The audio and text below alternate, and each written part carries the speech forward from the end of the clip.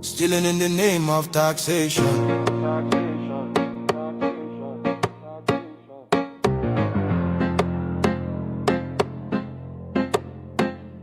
Shine your eyes, smell the coffee.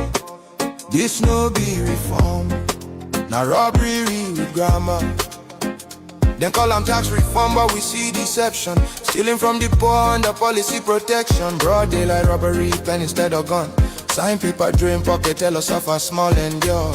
People they struggle just to stay alive. Food don't cost, fuel don't climb. Yeah, then still they tax the hungry man. No accountability, no evidence of plan. Tell us where the money where you not don't collect. Roads they cry, hospitals they beg. Schools they decay, use they roam. But tax money vanish, nobody knows the home. When hunger they shout, them add more load. When people they bleed, them still collect toll. Now suffering economy tax to death. And them call them leadership, God I beg. Stealing in the name of taxation. Legal looting of the Nigerian nation. Stealing in the name of taxation. Robbery with suit and documentation. Stealing in the name of taxation. No accounts, no explanation. Stealing in the name of taxation. Wake up Nigeria before them finish us. Why France? Tell us why France? Why attacks deter they cross border by chance? Other African nations, they cut them off. But Nigeria, they rush, go sign deals non-stop. Now whose interest? No be our own. Smell them well, this thing get bone. Foreign hands on our revenue stream. A saffroning system dressed as regime. We get experts, brilliant minds. Economists, tech cheese, world class refined. We no need outsider to count our sweat. We no need Oyinbo to manage our debt. Weeks for France to plan Nigeria fate. Instead of home retreat, na Paris they wait. Every medical trip, na Paris again. After billions pour for clinic maintenance. Alphabet don't show us the pattern before. Public money move private though. Now Paris fit on Alphabet too. Collect our taxes for private few. Another pipeline, another scheme. Another legal looking money machine. Public funds enter private pockets. Foreign address, same old rockets. We still remember the bullion van. We can see your secret plan to steal from our national treasury and leave the people in penury. Something they hidden, something no clean. This closeness they worry, this tie they mean. Nigeria no be pawn, no be sale. Our future no go enter foreign scale. We no go forget the bullion van. We know the secret plan. It is a gang of looters. They are not real leaders. Nigeria for sale. No. Our future for deal. No. Our economy for surrender. Never. Stealing in the name of taxation. Never. Stealing in the name of taxation. Legal looting of the Nigerian nation. Stealing in the name of taxation. Shine your eyes, Nigeria now. We no trust in Ubu's alliance with France. We no want another neo-colonial master. Nigeria is not for sale to Macron or France. Nigerians, let's stand together. Speak out now, before it is too late.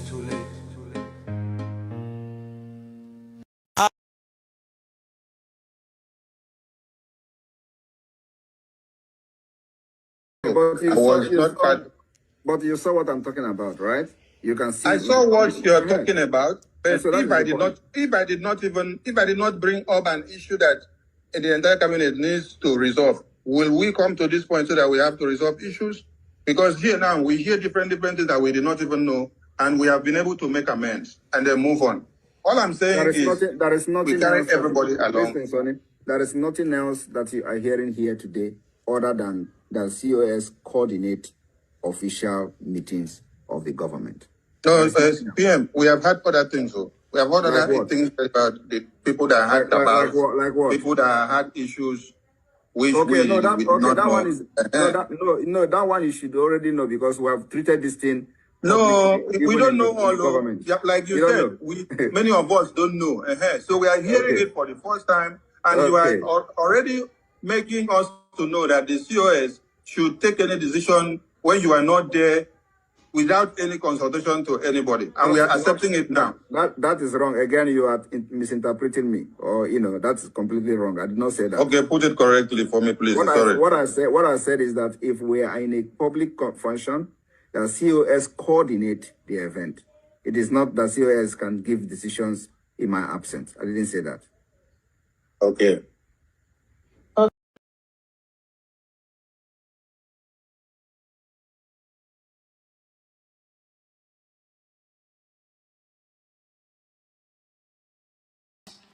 You see why I don't like judging things quick? Well, I said it earlier, I talk that all these people, both the Giselle France and all of them, propaganda. Remember, there is nothing that they are doing now that we have not seen. You remember when Mazinam Dekano and Ifeanyi Ejiofor and the Ezekome and the rest of them, Madubugu, all of them, you remember? You remember how they ended?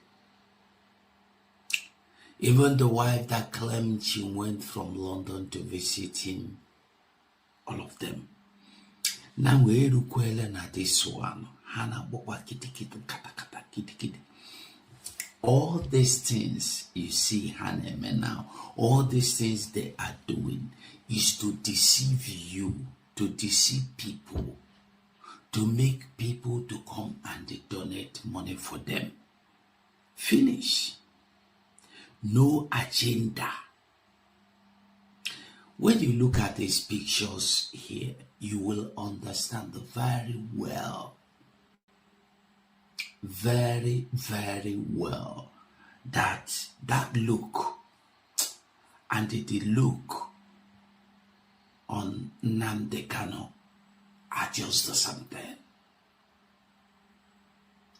I said they have played a smart one. Visiting Obatobie is good. But what is the motive? What is the agenda? Why did they go there? Why did they visit Obatobie? Nobody understood me. Now this picture will tell you something that you don't even think or know. Forget what people are writing on the social media. We are with Obatobie. Let me tell you something. Obatobie is with me. Obatobie is me. Me and me. Obatobie, it doesn't matter. If you go there, go kiss Obatobie for mouth. Eat with the same spoon, drink with the same cup with Obatobie. That one no mean say in there happy with you. Remember, in there for a place. And that place where in there, no be where you go stay there talk. He could only tell you small thing way before your ear alone. He don't talk to people where he talk to. Make them do what he tell them to do. But forget what you see somebody video and analyze for you. Hey, this, forget them. All this is a strategy to distract or deceive people in donating money. Believe me. Believe me. I don't know what you think. I will make up my time and explain the pictures. Thank you.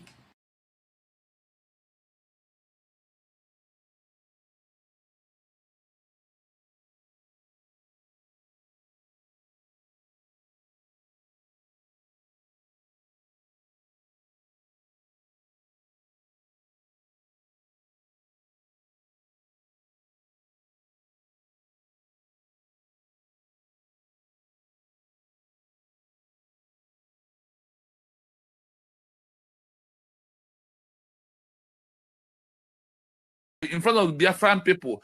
Na laptop PJ Biafra we go 247. Come and swear. Okay. Ni ego na Spain. We go down with this laptop PJ when they go today go 247. Okay. Collectively.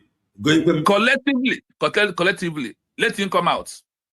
We go 247. Please come and answer us. Why are you in Spain? And the time of Obatobie is here with us. That Obatobie never pay a town hall meeting in Spain where you are. That him and Obatobie, they went town hall meeting. All the time meeting everyone they went my Lagos state. You go 247. You love Obatobie. Yes, you love Biafra and you're a cabinet member. Go 247, please. Give him an Obatobie. They have one town hall meeting in Spain till today. That is my number 2 question. We go 247. Number 3, please. In all the town hall meeting, number 2 be Chiamaka Jere donated go 2 times na cola. Go 247. Please bring a video where you have donated 1 naira for town hall meeting. Go 247. Rather, in a whatever. Go 247. Go 247. I want to ask you. Ego Dr. Agin Kinyam can wear laptop or ebe ga hold today. We'll go 247. 300. We'll go 247. $300 Dr. Agin Kinyam through PayPal. We'll go 247. Can they be ga hold it? We'll go 247.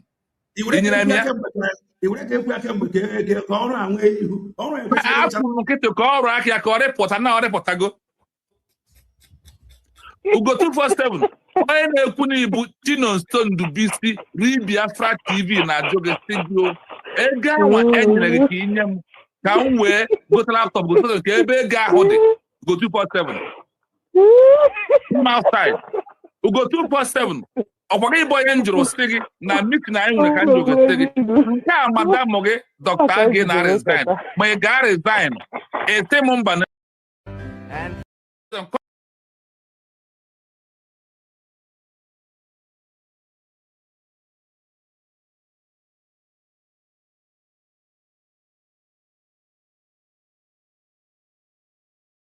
loads of money, so you will never report what is happening in Nigeria. You don't know that. Your diplomats presiding over the slaughter of the innocent. You cannot speak the truth. We are in the middle of a war. The Fulanis have levied war on every indigenous population, ethnic group in Nigeria. All of you can see it. And that is why people are dying in Nigeria. Nigeria is the only place in turmoil, not making it onto the front pages of newspapers all over the world. Nobody talks about it because they are all compromised. They've been bribed.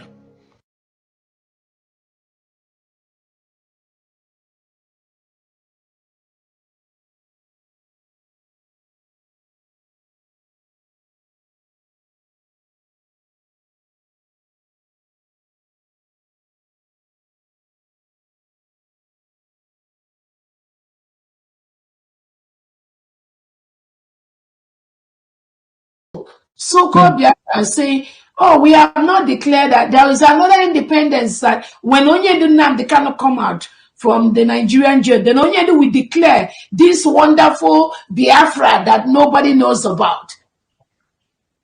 And this is being said by, presumably, those you see that have been parading around the Biafran leadership. That's why we need to sweep all of them away. Because without doing that, this Biafra that we restored will never come. Because they know nothing. They've been brainwashed by Ohaneze Ndibo, all these delegitimized governors. That is why somebody whom the whole Biafran, our prime minister, we conducted the election publicly to delegitimize somebody like Soludo and somebody in Biafra. Somebody that pretend they are fighting for Biafra will be telling the delegitimized governor to go and get more army to fight the United States of Biafra defense armies. Didn't that tell you something? Didn't that say something to you? And some of them will be calling on Donald Trump, come and give us our freedom. Donald Trump, we are in homeland. Come and help us bring equipment to remove the Nigerian terrorists in our land. Now, Trump, give us our freedom. No. The people give freedom to their people. America is just going to be one of the allies of Biafra, which they already are. Some African countries are going to be allies of the United States of Biafra, which they already are. Many of them are working towards that. But do not be deceived by the people. I don't know if it's ignorance or being manipulated by by Tinubu and co to keep saying things like that. Combination of both. There's a kind of combination of both. When you hear people, if you don't appreciate what you have, what makes you think Trump will trust you to appreciate when he comes and gives you? You must appreciate Dr. Roberza first. You must appreciate Simon Eber. You must appreciate Nnamdi Kanu. And know that these are the genuine people that are in the forefront of the restoration of one of the best countries in the world. If you don't recognize this, no, you must go and join Tinubu and do your own Biafra with Christopher Musa.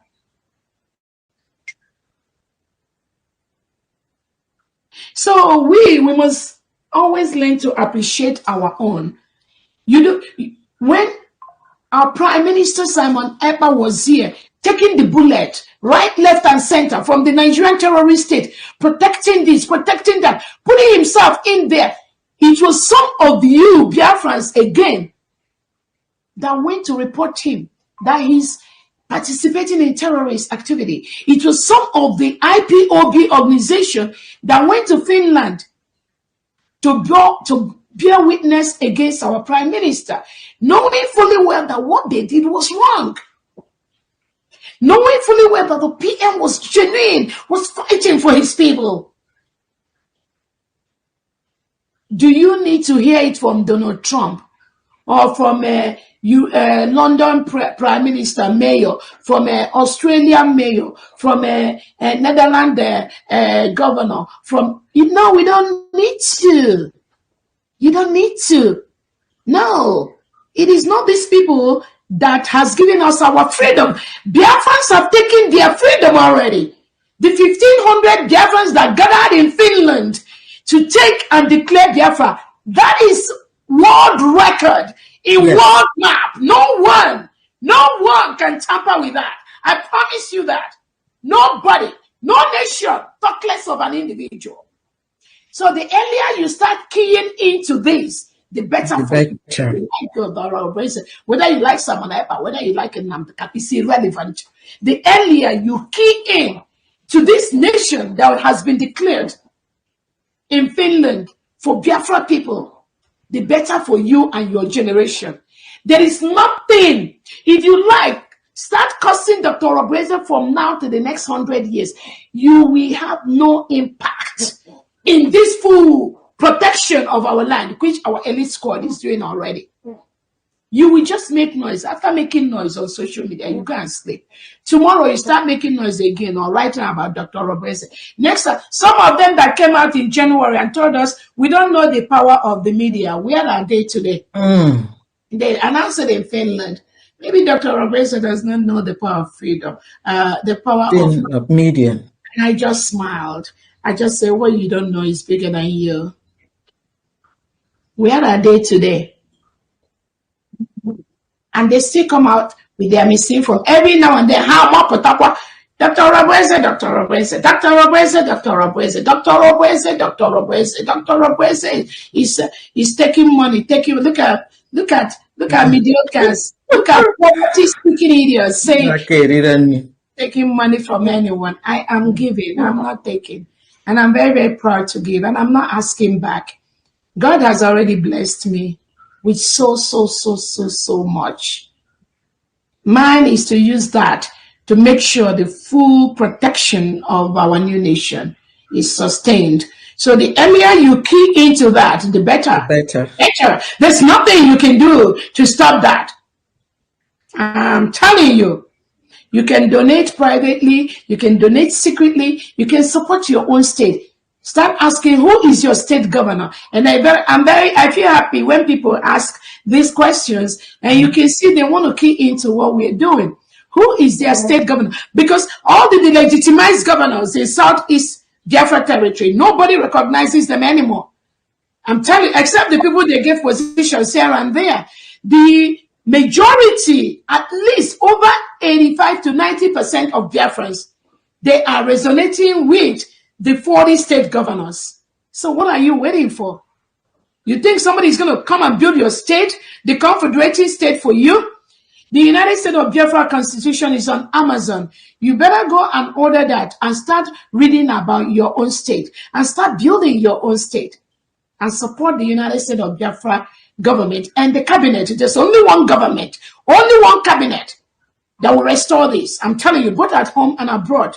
There's nothing, there's no mago, there's no juju, there's no manipulation you can do that the United States of Biafra cabinet will not be there to stop you. It's a promise. We will stop you. It's not by making noise. It's not by labeling innocent Biafrans as terrorists, as bandits, because that's what Nigeria state, Soludo and Musa paid you to do. That's what they pay some of them to do. But genuine Biafrans, genuine world knows that they know who is who. They know who is who. They know who is who. So nobody is telling you to stop your stupidity on social media, but I'm telling you, you're going to regret what you're doing. You cannot fight against a nation that has been declared, a nation that is in the world map. You can't do anything about that.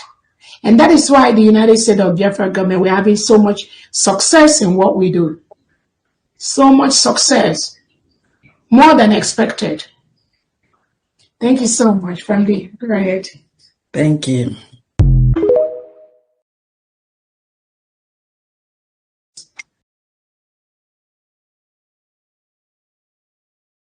Sabotage.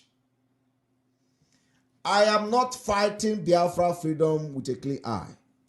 The thing I'm telling you people today, if you know you are going to occupy any position in the Biafra de facto government in the homeland, listen and pay attention. I don't have friend. I don't know anybody. I don't know you. You are not my friend. The only thing that we are doing brought us together is that you have volunteered to serve Biafra people in the homeland. If you become a problem, you will regret it. It is a call to serve Biafra people, not a call to serve Samanekpa, not a call to build clique, not a call to form cabals in your various states, not a call to do paddy in the Biafra government. The price and the consequences is heavy. Many people have died in this struggle. You must listen to instruction, you must take directive, and don't joke with it.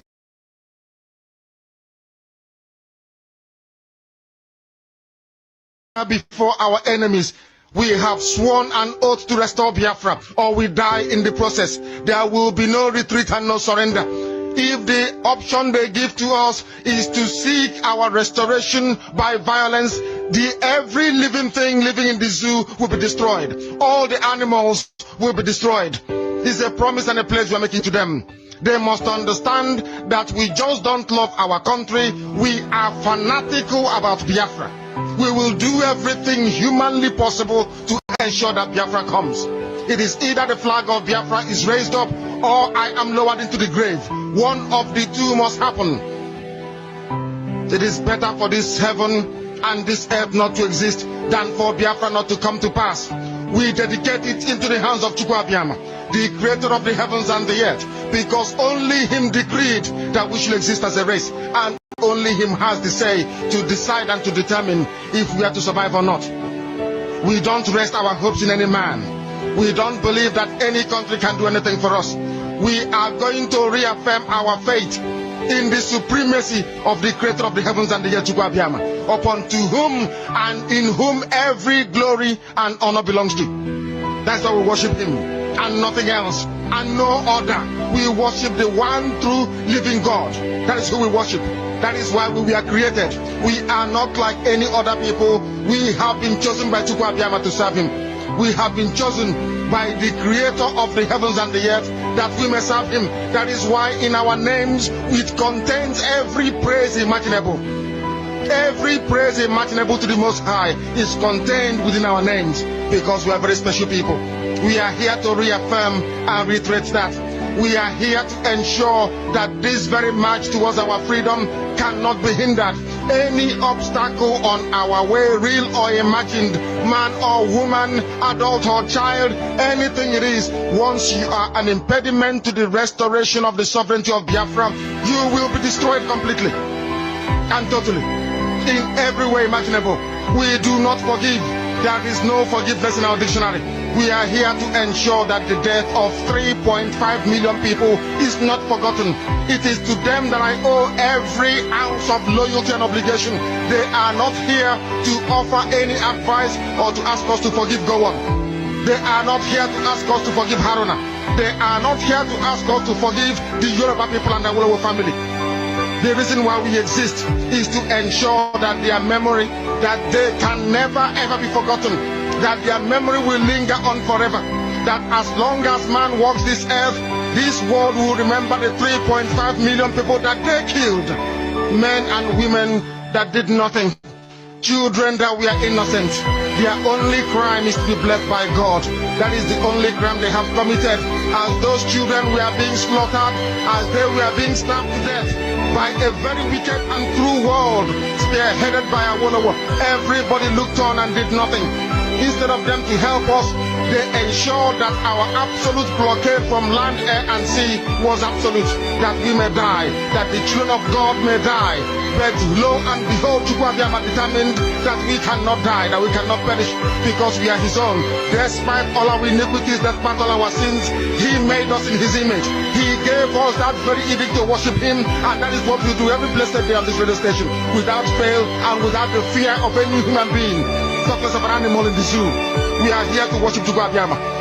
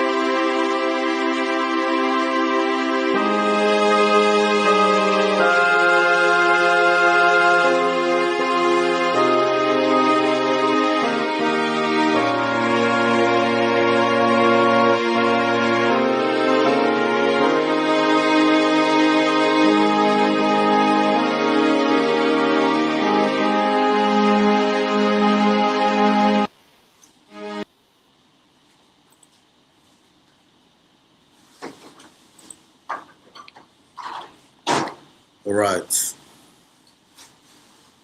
Greetings, lovers of freedom all over the world. Greetings, genuine Biafrans all over the world. Children of the light from the rising sun, I greet you all. Umuchukwu Abiyama, Dewon. Shabbat Shalom.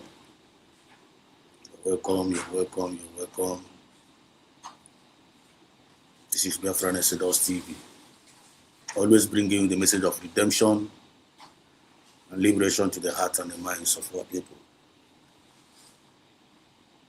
Today I have a Goba Sunday here. We have to go on the canon on Saturday in 14th for 15th March, the year of the Lord 2026. Today was another day that the Lord has made.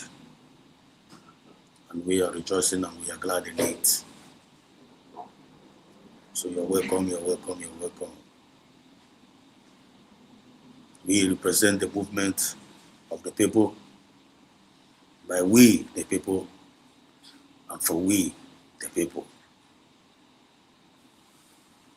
And today we're fundraising. Mommy, a very, very busy day for everybody. Everybody is engaged on one thing or the other. You have to go. So for those that are here today, if you're privileged to be here today, this is the message that has been laid inside my heart. You have to go.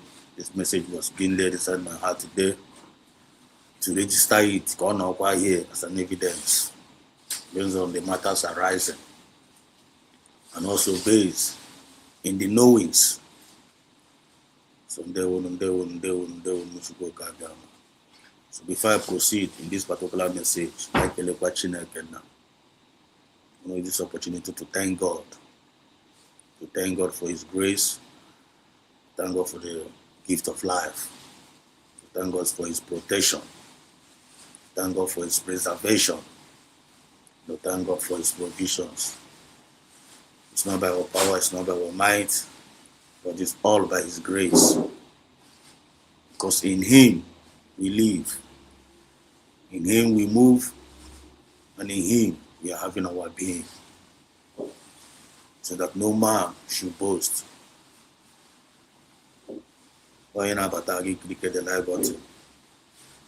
Click the button. If you believe that what we preach here is the truth and nothing but the truth, you subscribe to this particular channel. You have nothing to regret about it.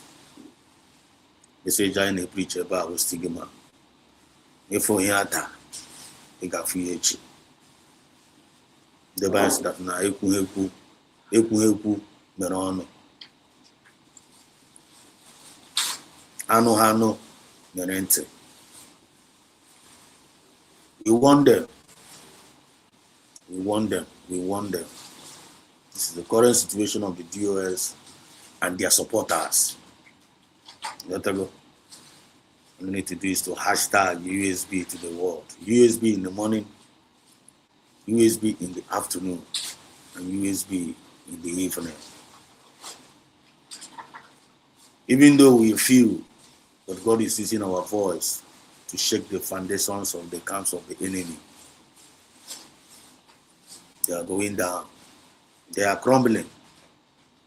All the oppositions of our freedom, they are crumbling. Nigeria now today now in a very, very big mess. In a very, very big mess because of the injustice meted against our people, the people of Biafra. The injustice meted against our leader, Mazen Andikalo. The injustice meted against our PM, Samunepa. Now they are castigating our deputy prime minister. And the more they are castigating, the more they are jumping up and down. The more the people of God are moving up progressively.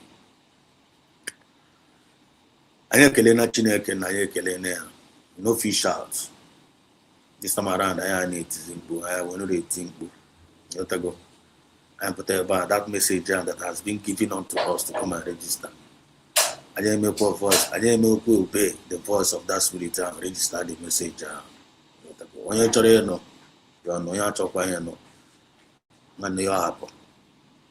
And then they got privilege to hear from us. One no got around. I love you all. My peace I give unto thee. Sekeledri Chineke na bilelu bronke. So I can return all the praise and all the glory. Mazinan Carlos still remains our prime. Mazinan Carlos still remains our leader. Still remains our leader. He's our precious leader, Chineke Nanyirani. He's our precious leader, Chukunanyirani. And this our leader, when had the divinely made,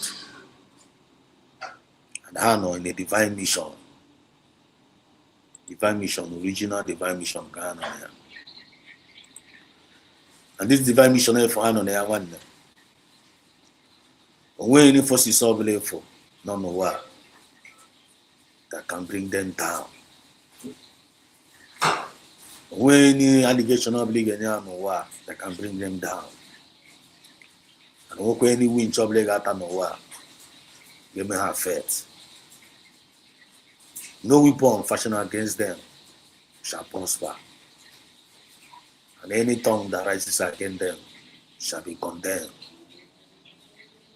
Same prayer I find a render Nilishiha. Same prayer as I for.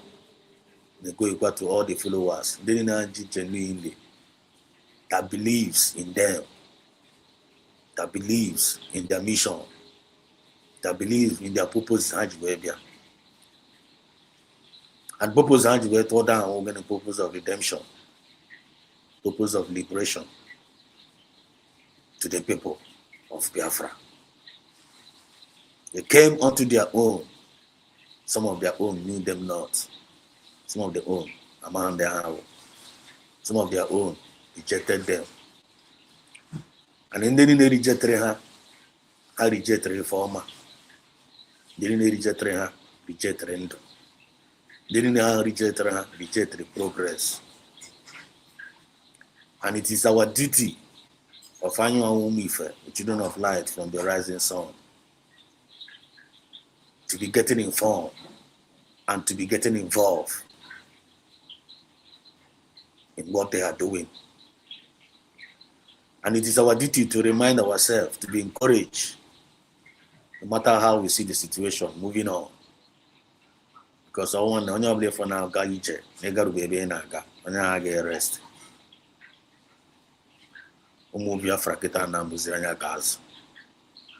None of them is going to be deceived anymore. None of them is going to be discouraged anymore. Because they have known the truth and nothing but the truth. You shall know the truth, and the truth you know, it will set you free. And I go into now, yes, you go one. Never to really say that na one. Or chum on a wada.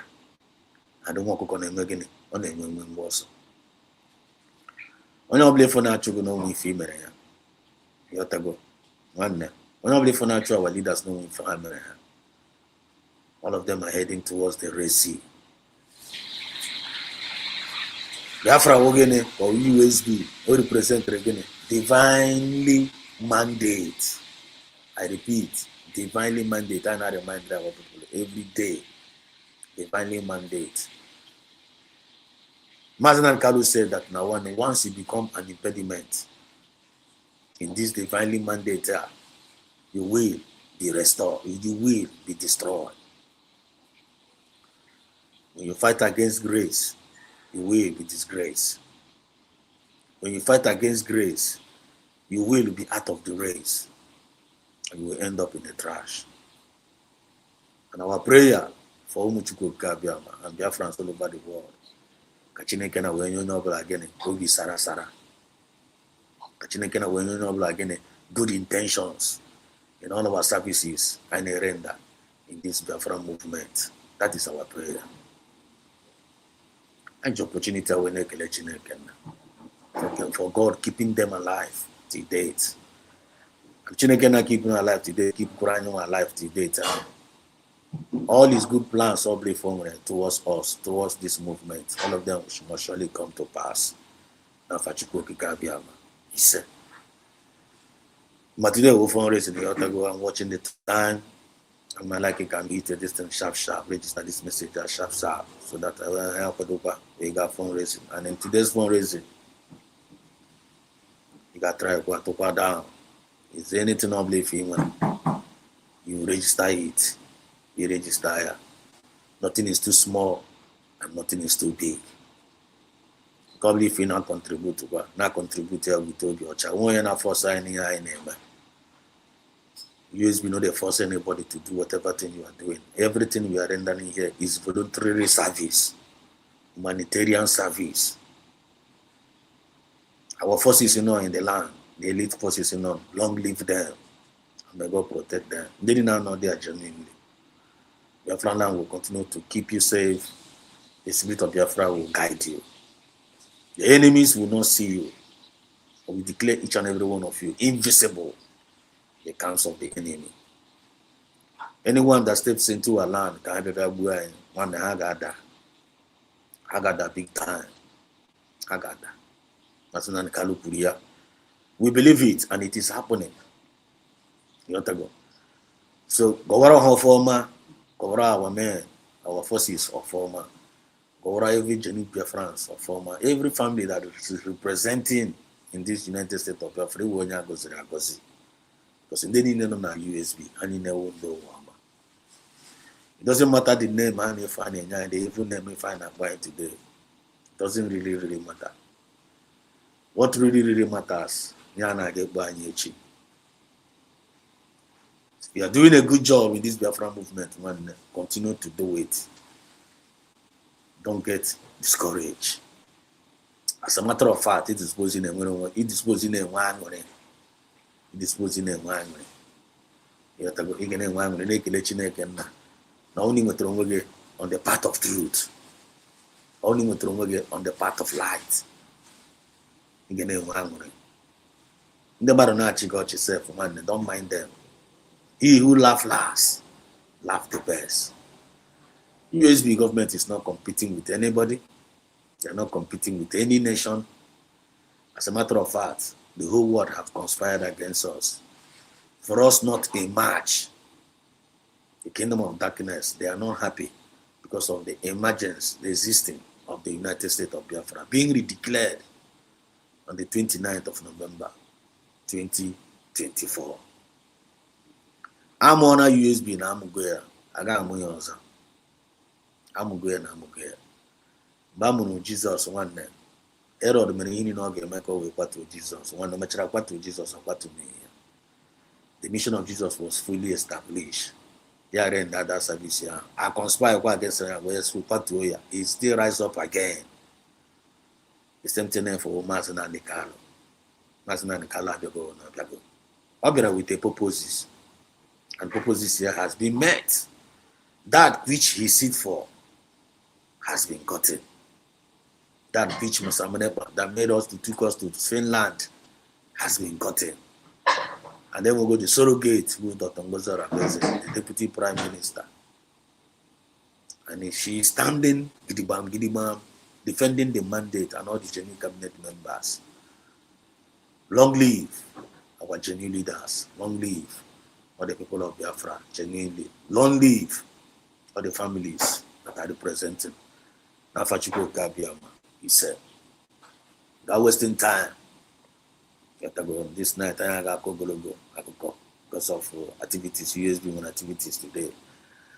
Meanwhile, if you have never applied for your ID card, please do. Only with a Bego, Save Wego, Gamma apply. All the very important. All the very important. I want to use this opportunity to greet my brothers and them on a comment section for now. So, Ahmed Afrongo, Akibo Sube, Shabbat Shalom, my brother. Thanks for showing up, for leaving your tight schedule. Show you all. God bless you, SB donors. One year, Maragamano to me and Nabali.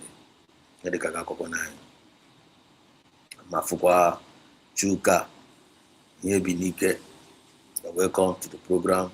And say to our prayers, you are blessed. And Mafukwa Chukuna Bike say, please join and hit the like button. Please don't forget. There will much work about also. No time. No time. Before man got to this, we want them. Current situation of the DOS and their supporters. We ain't got corona number there. We ain't got corona tutua. We ain't got corona. So we know how the privilege not here today. They're not going to regret it. I'm going to hear Mota. No my Mota today. Nobody knows it all. It is been laid inside my heart to bring this message a lot ago. And when they ma about the DOS, and when they ma about their story, and when they join this movement of Namaroha. So if you are newly in this movement, don't we again into the name of it before. Then you all want to go old now this movement. I come and get connect the dots concerning the present situation. You will man that Nana walk on there. I think very, very important. So you're highly, highly welcome. They will, because don't mind, do not mind on the background noise and up maybe I'm shift in the kitchen. So not mind on so so I want to so no sound there and one couple the sound. Pay attention to more and equal. And so doing so believe because for your understanding. They will. Right. Before I got to this story, so let us go to the updates. I want to bring us some few updates from the update from the office of a deputy prime minister. Very, very important. Thank God, some few updates from the deputy prime minister. So join me as we go there. Join me as we go there. I'm not blood okay. I hope we're not blood okay. I believe God. And forget to go on any challenges of Lina Gadika. Don't worry about your challenges. Chineke naga solve your problem niile. Tụkwasa Chineke nna obi. Tụkwasa ya obi. Anyị nwa na-eme ihe niile. Anyị nwa na-emere anyị ihe niile nwanne. Nke ọ bụla ifu na o mere onwe onye na-emekwa ya. Tụkwasa ya obi. Atụkwasịna mmadụ obi. Ịtụkwasị mmadụ obi. Mmadụ na-ararịpụ. Tụkwasa Chineke nna obi. Ma o meghe n'izu. Ya o mee n'ọnwa. Never fail. Only na arịa ọrịa in your body. Ma chetakwa na ekpere mụ na ekpere ya site ọrịa nke ala.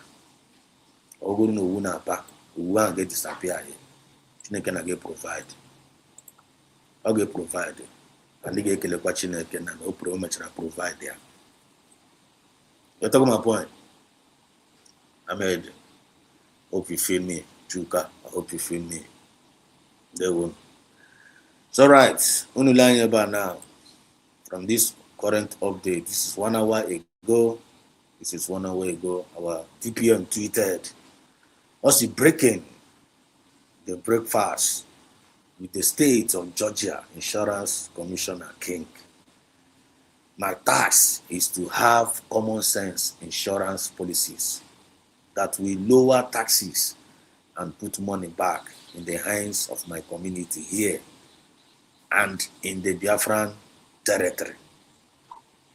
And Otagra, Donald Trump, the President of the United States, and Baron, TA News, and Pluto's, and many more, and many Otagra, many international communities in this particular tweet. So, God again with the full details. You got for the pictures, you got for the picture, you got for the picture there. As you can see, this is the picture. You got for the picture. Hold on here. Got for the picture of DPM. Okay, you want to go dinka uge kerena ko. You want to update and with evidence, with the full details and affair. There's no wayo. When wayo na update DPM, update and accurate. Take it or leave it. You're not query. You go. Our DPM I am very, very proud of our DPM. Lanya bega for the picture, ega for here. I want on the TT there. Give for Sunday, then they bagas rock on there.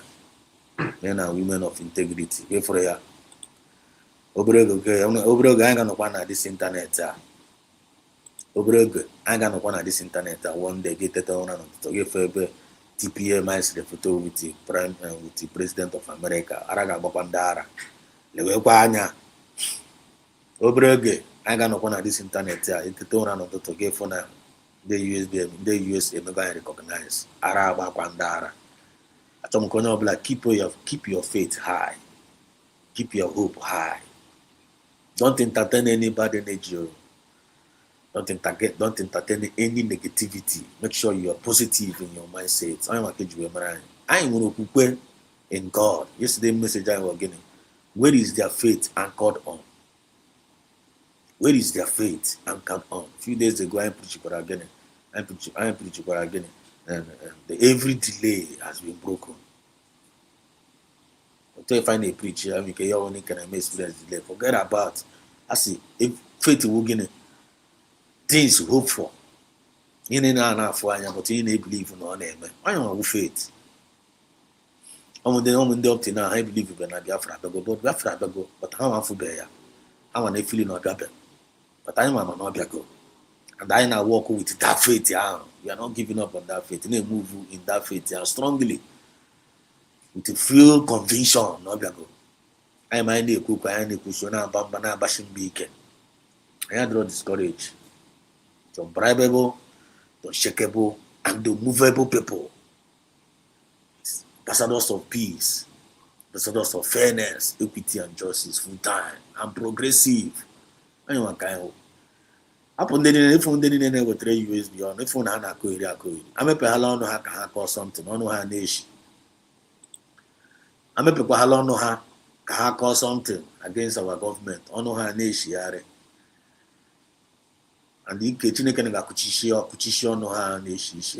You can't nonsense on a kuchishia one by one. Remain positive. Don't entertain any bad energy. I'm going to I got me to so because no manager my voice. I just want to be on the low key. Come now drop this statement line by line. Konaba.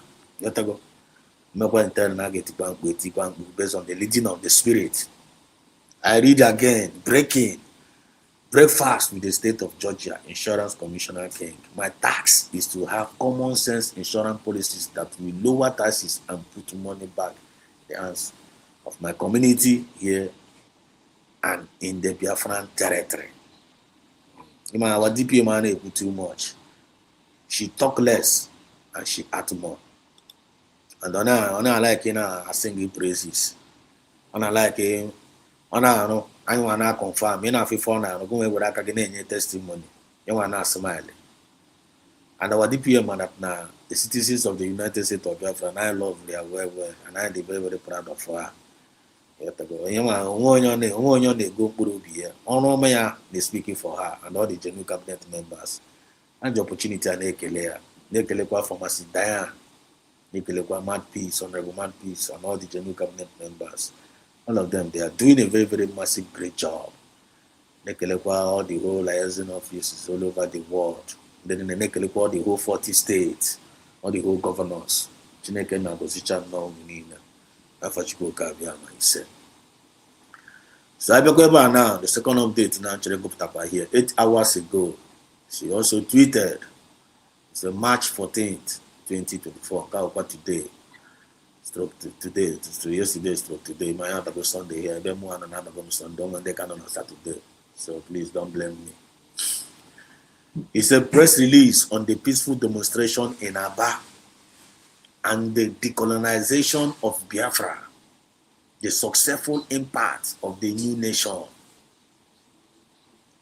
Our DPM is reacting over what happened in Aba, the peaceful demonstration. Is reacting over it. Sachon Kaipe pay attention. She has spoken and she has reacted over that protest. So kindly in regards to that protest. So United States of Biafra is stabilizing the polity and the overriding importance of continuing the voluntary Monday sit at home in the entire Biafran territory. In the entire Biafran territory. He said recently, Biafrans and the Friends of Biafra organized a peaceful demonstration by a marching on street of Aba, one of the 40 states of the United States of Biafra, demanding the release of the Biafran leader, Mazinandi Kalo, who was adopted in Kenya, an extraordinary rendition to Nigeria. He said this act constitutes transnational repression and international criminality practices that have become characteristic of the Nigerian regime. He said it is important to recall that the declaration of the restoration of the Biafran independence on the 29th November 2024 in Lati, Finland, Biafrans were massacred in their hundreds and thousands while peacefully demonstrating for their freedom. So this tragedy event gave rise to the Monday sit-at-home civil demonstrations, which have since become a historic expression of a civil resistance. Over the past 5 years, these demonstrations have served as a consistent and a peaceful referendum through which Biafrans have demonstrated that they do not identify with the political entity known as Nigeria.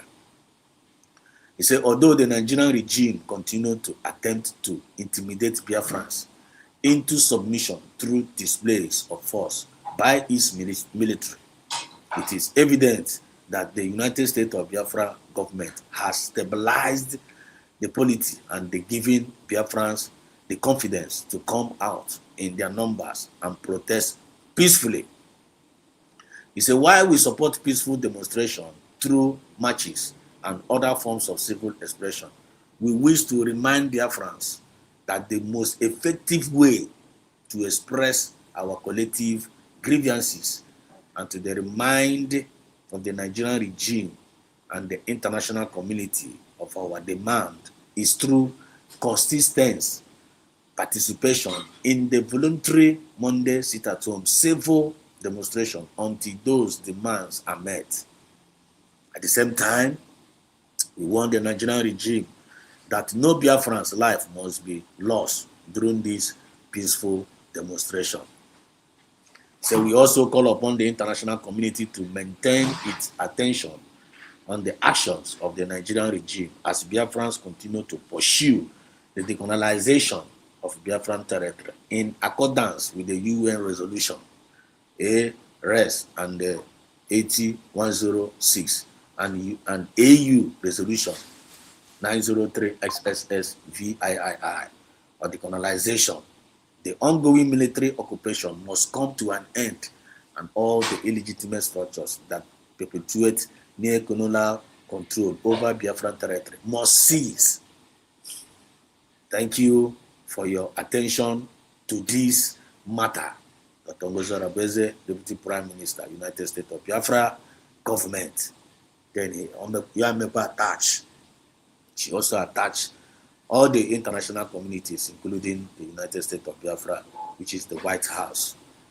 So she have reacted over this particular event that happened in Aba the other day. And kudos to our Deputy Prime Minister for reacting over this particular issue.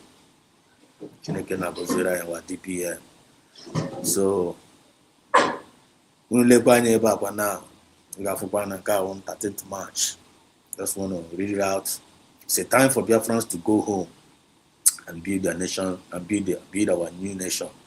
He said, thank you, sir, for your continuous support to the United States of Biafra government. He also thanking one man who made one speech. From there, let me just bring it out. The world, including America, have declining populations. But we see vibrancy and growth in Africa.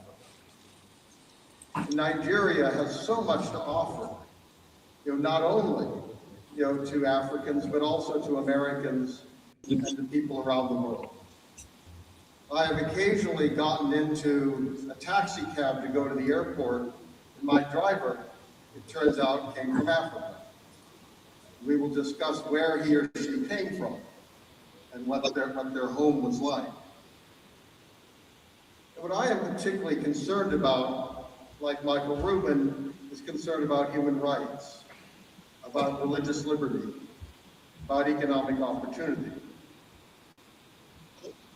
all of which are fundamental for human people everywhere on earth. Despite problems in my country, and as all of you recognize, all countries have some problems, and I accept my own as well, the United States has done generally pretty good at trying to protect those opportunities and those liberties, which is why we've drawn people from Nigeria to America. But you shouldn't have to leave your country to have those opportunities.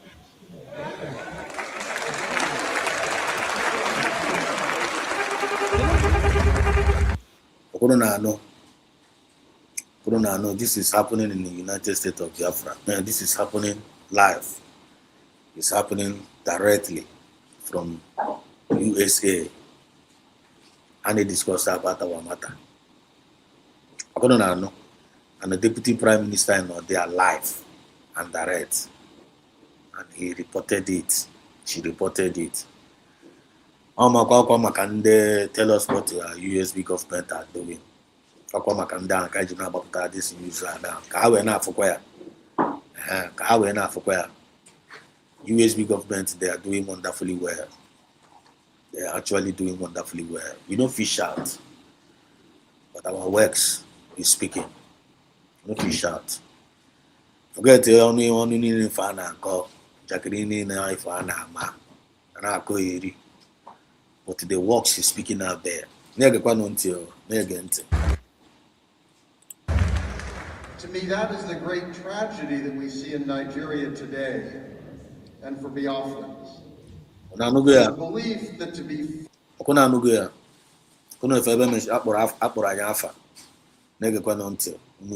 fully protected and have full opportunity, that they must leave and go somewhere else. Now, you are enriching countries around the world. Yes. And that, I think, is wonderful, bringing knowledge of Nigeria, of Biafra, of Africa to Finland, to Europe, and to America. But again, you shouldn't feel you have to leave your homes to do so. And that is something which other people, other countries around the world should support you. You see? As you demand those opportunities.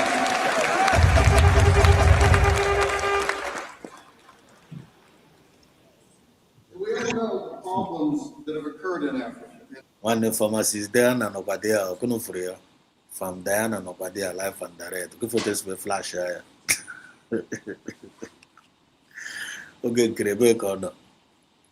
Okay, Oge Kregamo, we are Prime Minister. Ebek Krono, they represent the Biafra. Where is Ogen Kre? Ogen Kres no was no Gragamo, we are Prime Minister. Ebek or no, Prime Minister and the Ara. Ebek or no Ogen Kre, fake Prime Minister.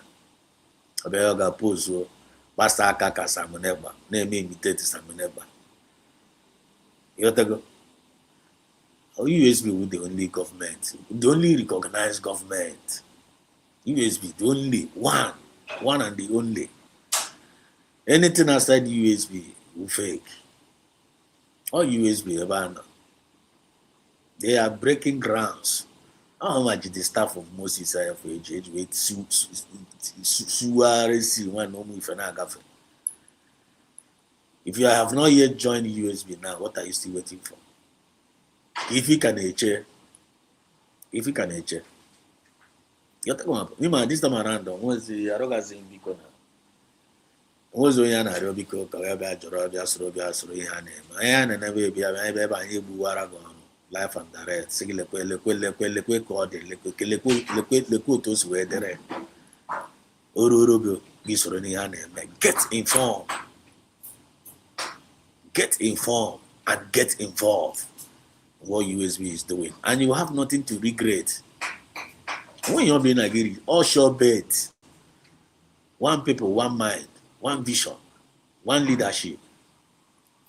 You know, can get happy USB. They fire if a banner see how to get football na brig, get football na BBC, get football na HIV, football na auto. In a fire, USB is the end product of every agitation. Get it at the back of your mind. If you don't know it today. A message of redemption kind of preach here. In Nigeria, I don't have to go through them. You have lived them. They are our people. In terms of internal conflict and violence. For Deputy Prime Minister. I'll give for the Deputy Prime Minister. I would get credit. I'm not going to get a picture. I got a picture. Ogbanye picture, you got fear about you got my reggae video. But when I go to Yana and the Washington DC also I don't come. You don't go see this kind of thing from Ogen Camp now. You don't go see him. You don't go see this kind of thing from that's now governing council. Bam. Look at bam. Go 247. I hope you are watching. 1 minute in the park. Go 247. You can also watch this one. Give by me analyze. No got any with 3 hour DPM on. With 3 on. Look to see to the guys is in a disgrace somewhere on the internet. Actually, you may expose to DPM. Want to expose her, right? You win a wiggy. You win a wiggy. You win a will go 247. No for uche. Now juche back on DPM na heart on heart. So no onye wenye power. Asakwa ya da juju. No prime minister in the power ya baka. So not the bitter. Not the angry. I'm always positioning for mother na kwe ha since last year. I will expose. And then we can have a brutal allegation. The mother of all allegation. Our deputy prime minister, on a plan, Otagese Pulata, Master Samanepa from Finland, with the pharmacist Diana. Now we could include Uche. And I call your rap. Of course, position of Abugo. Finally, we and we are still begging him to bring more evidence. I want to know another evidence also. I bring it on. Bring it on. Ukuana and not for where John. And the way I know for where Barbara. One thing I know that I know that I condemn USB. USB I not condemn now. Any other second option. Any other better option after USB. None of them have better option. None of them have even solution on get itself. They don't get any solution. Corruption, of political misbehavior, even of the current government. But the problems, unfortunately, there was great hope when the dictatorship ended. But if one looks at Africa and looks at Nigeria today, one sees it getting worse, not better. And that is wrong. And that is a threat to you all. It's a threat to your families back in Nigeria. And it's a threat to everyone who lives in Biafra.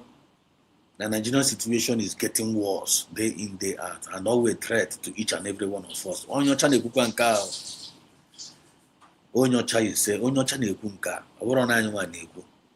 they are now speaking for us.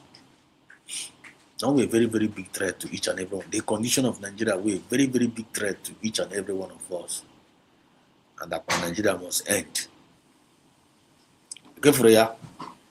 Here I find a cookie now, what is happening live and direct on a go, may happen in America now. The government, they are talking about us, and they'll let them know there. Our representative, deputy prime minister, and pharmacist Diana know they are live. And I believe she's going to talk more, she's going to emphasize more on it tonight, maybe on a fundraising. So making sure I'm going to throw down there. Now, I'm going to go fundraising today. We're happy there, live and direct. I'm going to go there today. God bless USB donors.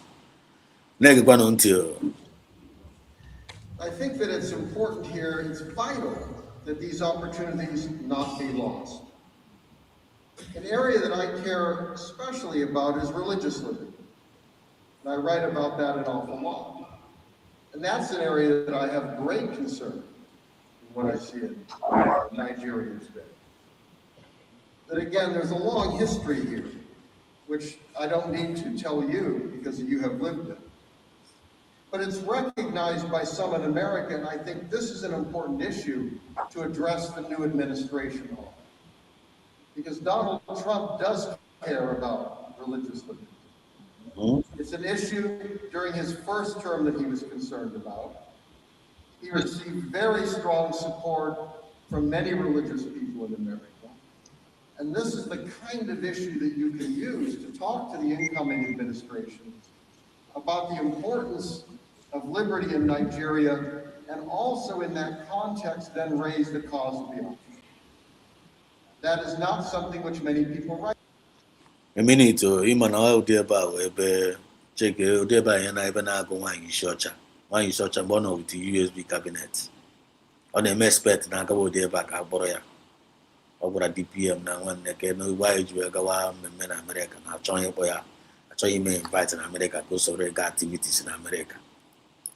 Check is any one to make you reason. All up on why you search, I go there back.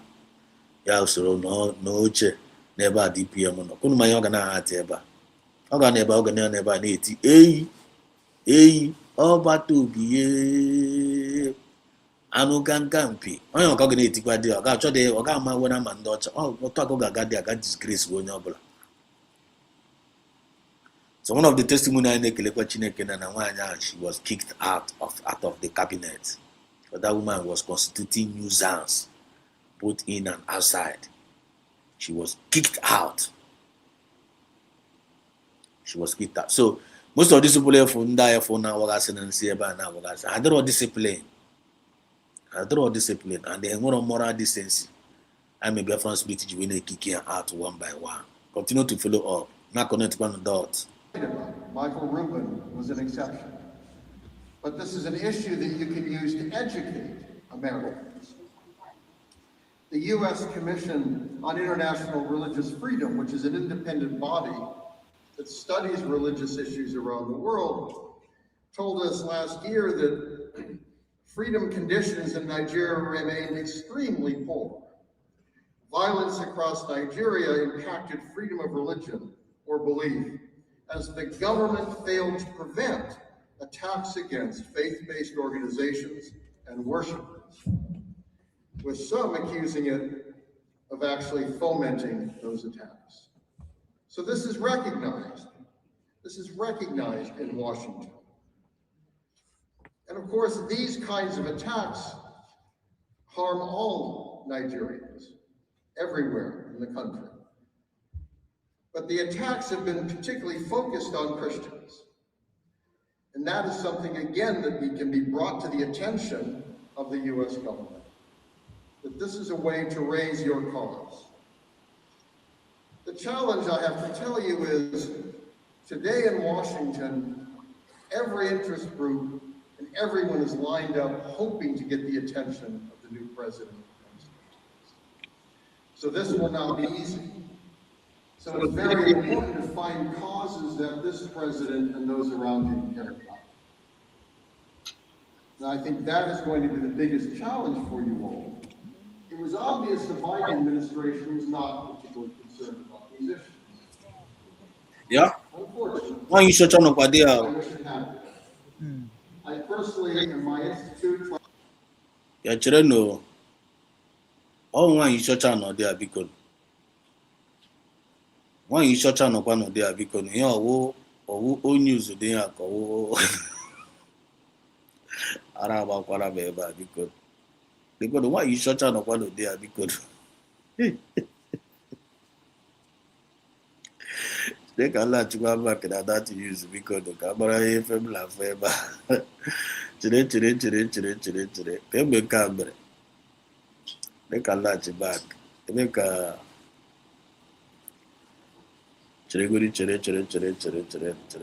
o ya furu ebe a la ara agbakwara m ebe a nwaanyị isi ọcha nọkwa n'ụdị ahụ nwaanyị isi ọcha nọkwa dị a biko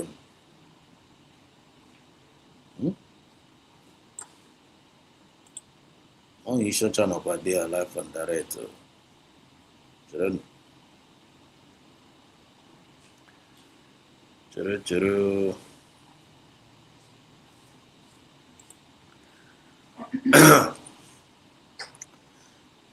excuse me.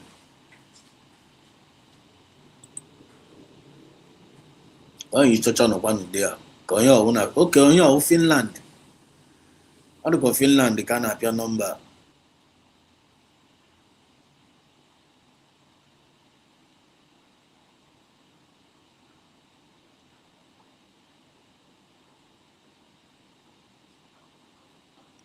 hang on.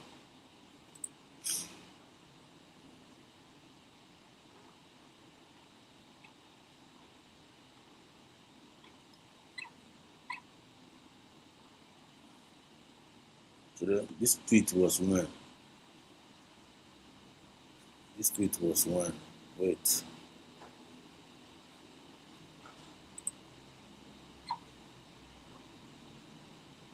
Okay. Look at Helsinki. What do you call Helsinki tweet? time for Biafrans to go home and build a new nation. Thanks, okay, message. Somebody put on Helsinki. What do you call Helsinki? On Helsinki. On Helsinki. I think so. Helsinki. You have to go on Helsinki. Yeah. This message was in Helsinki. This message is in Helsinki. You have to go.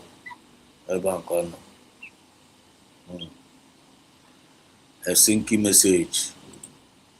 It's alright. So that is the update from that particular angle. So another update also that he retweeted. Another update also I want to read out for you. Hope you guys are paying attention.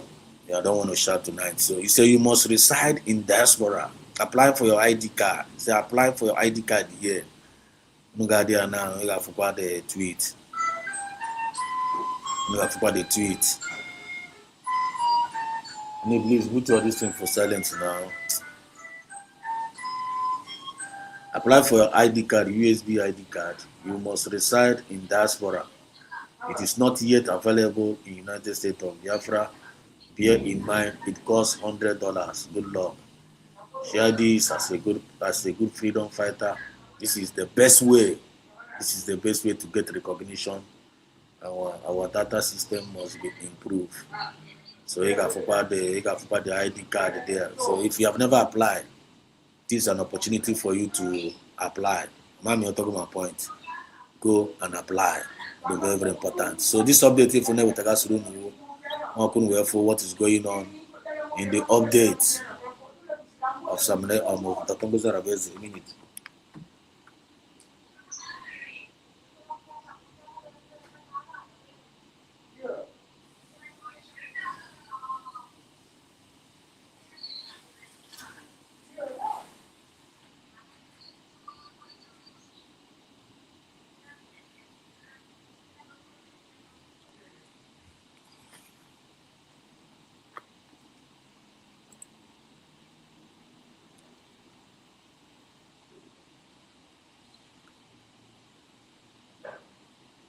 This thing is hanging. Okay.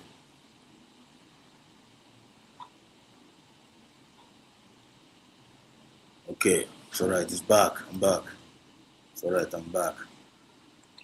So go and apply for your ID card. The thing not there. The update not there. The website not there. Very, very important. Okay.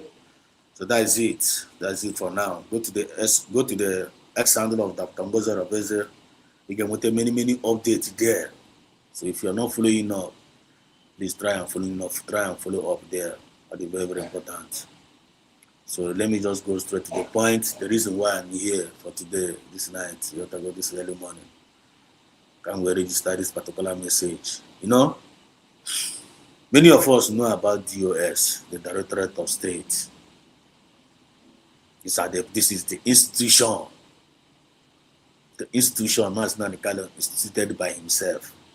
DOS, the Directorate of State. Directorate of State. Masna Nikalo created here. Just like Oto Masna Nikalo's way created CROC. When we create the CROC, even the matter, any problem, I got there.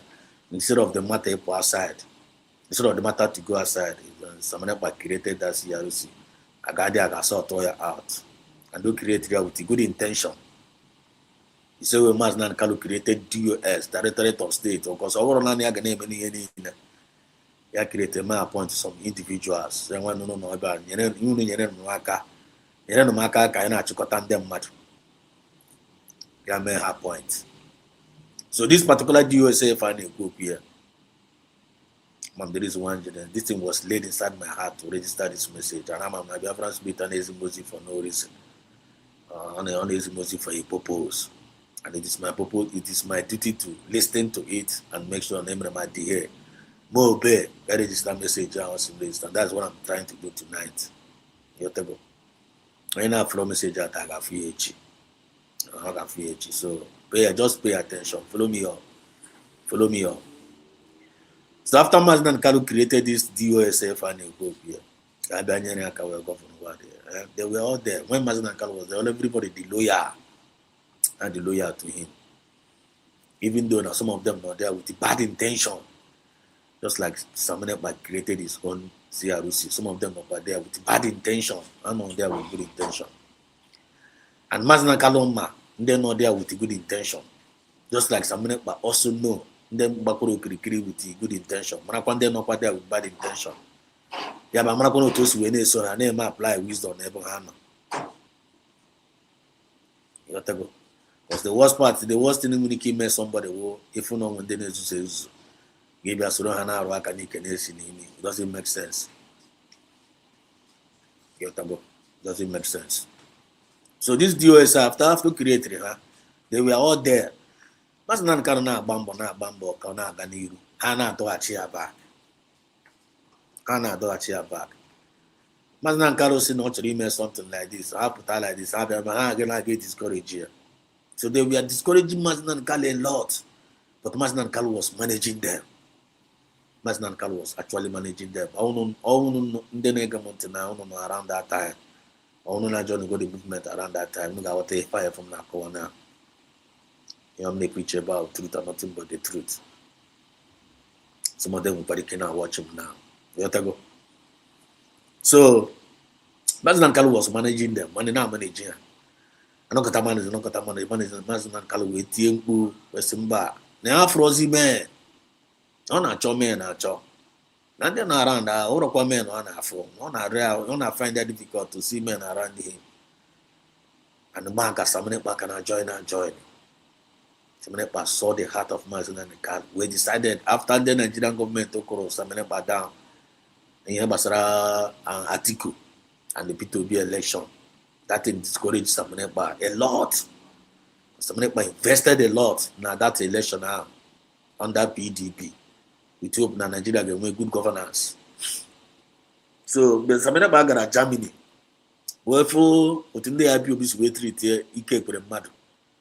I think we tell Samanepa well because I know how much about some Maznan Kalumba, all the focus on Nigeria, one Nigeria. After the way Nemaris way treat Ike Madu, he reacted. So when he went back to Finland, yeah, but see, against the leader of these people, he started listening to Maznan Kalo. Now, when he listened to Maznan Kalo, he now realized and that time, the Nigerian government, they rigged the election. And they rigged the election. They rigged the election and Arawe was Samanepa because they criticized the Nigerian government. Yeah, no, on his own, they criticize the Nigerian government. They criticize. And the criticizing of Nigerian government will now fall in line of what Maznan Kalo was saying. Maznan Kalo would require one eye in there. No matter some people started introducing Samanepa to Maznan Kalo. Say Maznan Kalo, no, one guy put up no. And this guy put up no Nasan Kwakagon. And the guy no Jiboku, Maznan Kalo in the queer. Until Rome Mazes Samanepa began to expose one lawyer bound and Tony Nadi, one lawyer and one Maznan always been in the ass of Tony Nadi. I don't know what idea.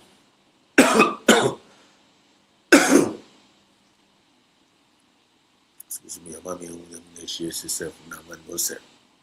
Because no guy with me become our family issue. So, Samanepa, only one lawyer bound who a pen in the ass. Never Maznan Kalo. So, Maznan Kalo in the bunk here. And the way ended the US cinema about the man, none of them, even some of the US, they were not doing broadcast. I must not call me Nanya may broadcast, Nanya not direct. Unlike now, if I know now many broadcasters, you have to go. So Maznan Samanepa was helping in broadcasting. Now I support Maznan Kalo in broadcasting. Maznan Kalo need debunk the one Nigeria. Samanepa on one side, they need debunk the one Nigeria. And Samanepa picked on until in that day. We want to manage the area, Niger data, something useless. Some of you on a car come back. New Nigeria Constitution, Super Constitution, Asera Constitution, Program Nigeria Constitution. They distract Arimas and the Kalu here and there. Mazina the can break up of Nigeria. Tony Nadia constitution. Na-claim na support Bandibo. Nonsense. So Samanepa took it personal. Ya jide not Tony Nadia. Doya riri with brokers. Doya dosaya. So Mazina Kalu was really impressed by that broadcast that Mazina Samanepa did. Mazina Kalu don't have any other choice than to acknowledge PM Samanepa. What am I trying to say here now? You don't believe in this Biafra movement. You need to it doesn't matter what position you play in. Just keep on doing that. Your good job. Forget about when you acknowledge. On a very, very good day, you will be acknowledged. Again, another team acknowledge again. Naturally. Force, not that in a competition. There is no competition in destiny. Remember, you're talking about points. I don't know jot down the point probably from them, like jot here down. So Samanepa disgraced that Tony Nadi, Doya Riri. Mazinanka did not have any other choice than to get acknowledging because of that good job. That one we're not apart. So in the DOS started developing hatred after that acknowledgement. Remember the topic for the fundraising. Ask them that now. We want them. Let your eyes be on the topic. No time from now connect here with the topic. You can now connect the dots. We want them. The current situation of DOS and their supporters. So Mazin and Kalu so the acknowledgement of Mazin and Kalu about DP, about Samanepa, they would be the ways in the DOS just like Yenemena. Just like Yenemena. Many people we are with Samanepa. Samanepa started with you remember? Need Dr. Nelio Febu, Yana, Faith Ogala, Biafran, and Faceless Biafran TV. Faceless Unite. Started with Insima. You remember? So, Anine, Samanepa now manager. Now manager. Many started with him Azoka and America now. You mean a lot of them. Until when Dr. Nguzarabese stepped in. Dr. Nguzarabese stepped in. When Dr. Nguzarabese stepped in, so many people saw something different. I know what are you cooking there yourself now? What are you cooking? You have to go. When Dr. Nguzarabese stepped in, somebody saw something different in the life of Dr. Nguzarabese. He discovered that Dr. Nguzarabese was a special woman. I know a woman of integrity. They no go around with that. They started the same thing and they do a similar about Samanepa. They no go around with Samanepa. Started developing hatred. They started developing hatred. Maybe Dr. Nguzarabese. I be do. No. Don't love Dr. Nguzarabese. No. Our Nigerian politician. SND. He's come here to come and destroy. Samanepa. The same thing they did to Mazi Samanepa. With Mazi Nandikalo. When Samanepa was acknowledged by Mazi Nandikalo, they started their gossip. Every day, and actually Mazi Nandikalo warning, no, don't allow this man to come closer. Now we're a Nigerian politician, this, that. Even when Samanepa wanted to interview Mazi Nandikalo, they refused. But Mazi Nandikalo was following his heart. Mazi Nandikalo was following his spirit. He did not reject Samanepa. Now I want to put it this thing now here. Actually, connected. Had it been that now Mazi Nandikalo rejected Samanepa, banana say ya happen Samanepa. Everybody not today. I can't know today. I'm a movie Jakana. Over 1 point in Jakana. Actually, couldn't never get a point here. But somewhere the reason why I was laid inside my heart to bring this particular message. Had it been Mazina Carlo listened to DOS and bound. The DOS and where I'm bound. Don't take Samuel in. Don't take him in. No one your job Nigerian politician. Everybody not today. I got here today. I got here. These people might have finished Mazina Carlo. Mazina Carlo again where a reserve. Now the same on the DOS sound. Get what until the same on the DOS sound. The same on the DOS sound. Na kwasida about Mazina Carlo. Mazina Carlo is a Nigerian agent. But let them try all Nigerian agents the DOS. The Nigerian agent are not Mazina Carlo. Samanepa Mechan or Nigerian agent. Samanepa was vindicated against that allegation. So the same people are on the Aquara Samanepa discover part of Tongozo Rabeze, Okonona connected dots. No, don't take the Tongozo Rabeze in. No Nigerian agent, this, that. Egana profile of the Tongozo Rabeze, ex-handler. Ega Febe. Samanepa with the picture and the things that with picture and also one of the things go 247 complain on the last video. Also, okay, the things that are removed the picture out in Twitter. If we hear the guy in a query, why no you never remove the picture? He got phone and picture. He got favorite the things that was planning with the PM Samanepa. PM did not listen to their gossip against the Tongoza Rabeze. Had it been that PM listening to their gossip, don't take the Tongoza Rabeze in. If I not today, I got here today. I got here. What am I trying to say? Don't listen to gossip in this Biafra movement. Gossipers are deceivers. Gossipers are spoilers. Gossipers are deceptionalists. Gossipers are confusionalists. Don't listen to gossipers. Gossipers are agents of darkness. Write it down. Actually, I'm going to pick it point here. Because I'm going to serve a biscuit bowl, and I'm going to serve a here, or a camel, or custard. I'm going to serve a biscuit bowl. Channel is not meant for everybody. It's meant for matured hearing. Matured men and women. They don't understand what we are talking about. And I'm very, very happy about that. Because that's what they call the bossa, but they call the egoro. You're talking my point. God bless you. So, Samanepa did not listen to them. He took the Tongoza Rabeze in. Just like the way Mazina Carlo took Samanepa in. Because of men, of integrity in him. Samanepa also saw integrity in the life of the Tongoza Rabeze. But if I look at this movement, actually, I'm going to monitor the behaviors of people around us, behaviors of people around you in this movement. You can monitor the spirit of everybody. Our intentions matters a lot. With the time will prove those that are right and those that are wrong. You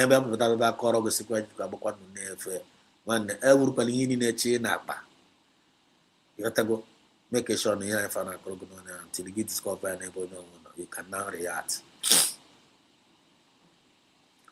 So DOS and Agwago here, they started developing hatred. And that hatred are not today. And because of that hatred, because of Samanepa, Mazina Carlo took Samanepa in. They started planning evil. They started back. I the plan was the evil. Back I the plan was evil against Mazina Carlo. That led to the betrayal of Mazina Carlo. I can do to you as well. The same thing that happened with Mazina Samanepa, with the Tongoza Rabeze. When Samanepa realized the Tongoza Rabeze as somebody or the trustworthy, which he had the new name, Samanepa started planning a lot. He started planning a lot with the Tongoza Rabeze. He revealed a lot of secrets to the Tongoza Rabeze. The other people are down Nekuari now, Nekuari, Mazi, Samanepa. Samanepa dumped them technically. They have no idea. They were in the cabinet. What they don't know is bigger than them. You watch this yesterday program, that short program. I said that Ugo 247 was calling Uche. Uche no na cabinet, on na cabinet, na where because no make it to pay us. What is going on? You want to know your authority. Now see no what DPM, PM, Dr. Yabaka. The man was there, but he knew nothing. Because I told him the relevant, I told him by the way. I'm not there now, I'm not there now, be relevant things. I told him this serious. She was dumped on one particular place. And when they know this particular Biafra movement here, I told him when we engage spiritually, physically, what is going on. I just know they are just there. I was just saying, claim one had relevant. Now married to two gaga. Now married I service ara. Now married I service ara. And that's why we are preaching here. Avoid spirit of eye service. DOS, they were doing eye service during the time of Mazina Dikalo. And when Mazina Dikalo was at the 10th year, the rifle spirit torture, and they saw it in Simonema. He took him in, and Mazina Dikalo revealed a lot of secrets. Those are leadership. That's many are called, but few are choosing. Now, let me continue my story. So this particular DOS, I'm going somewhere. Remember the topic. We won them. I won Paraha. I won on the DOS that time. No Kunchatapara. Won what their supporters and ba Kunchatapara. Oh, when you got by room never. Come watching from Nakona when you got Baptarum here. When I were in here, we're a case study. Then get connected to Kwamu doors. In our present situation now, which I were there. Because even a movement all it's so fragile. You may allow a mistake now. No, you can't organize it anymore. A lot of people will go losers in the movement because of their nonchalant attitude, because of Iberibe, because of Amaha, because of lack of discipline. Some of them because of spirit of pride, envy, jealousy, and bitterness. It typically a lot of people. May it never be your portion. He said. So this duo started developing hatred against our leader, against our neighbor. They started planning it. They started giving information to the Nigerian government. Now one day, I don't know not this man. I ain't the same thing they do to Samanepa. When Rabbi discovered that they started communicating with the Nigerian government. I couldn't actually this man. I this man. That was what happened. But I can't get behind one by one. Now for you go Kabiama, he said.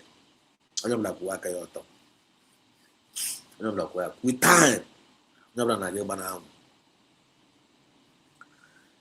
So what happened with the DOS? DOS will continue. They started planning it against Mazin and Nikano. Started with Uche before the rest of them. And in the video, season amount of weapon or okay. They started behaving like rats. Okay, no.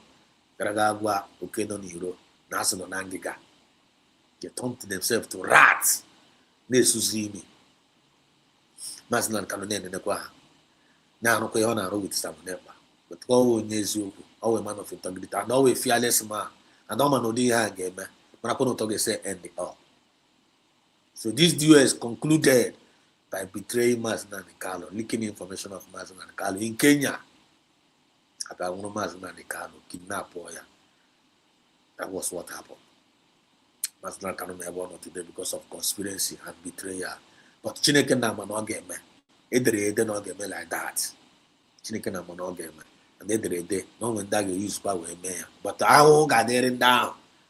Just like Jesus told Judas. I won't got there no blow sinaka ya. Young I did betrayed. But I'm not get betrayed. I'm not betrayed and I got to see her. Now part of the plan. But I won't got there when you sinaka man come mother. I did betrayed. The same I won't got there for a day to US. So sinaka. Some Mazin and Calabia did betrayed. Excuse me. So Mazin Kalu was betrayed. Now on Sokoto being jailed.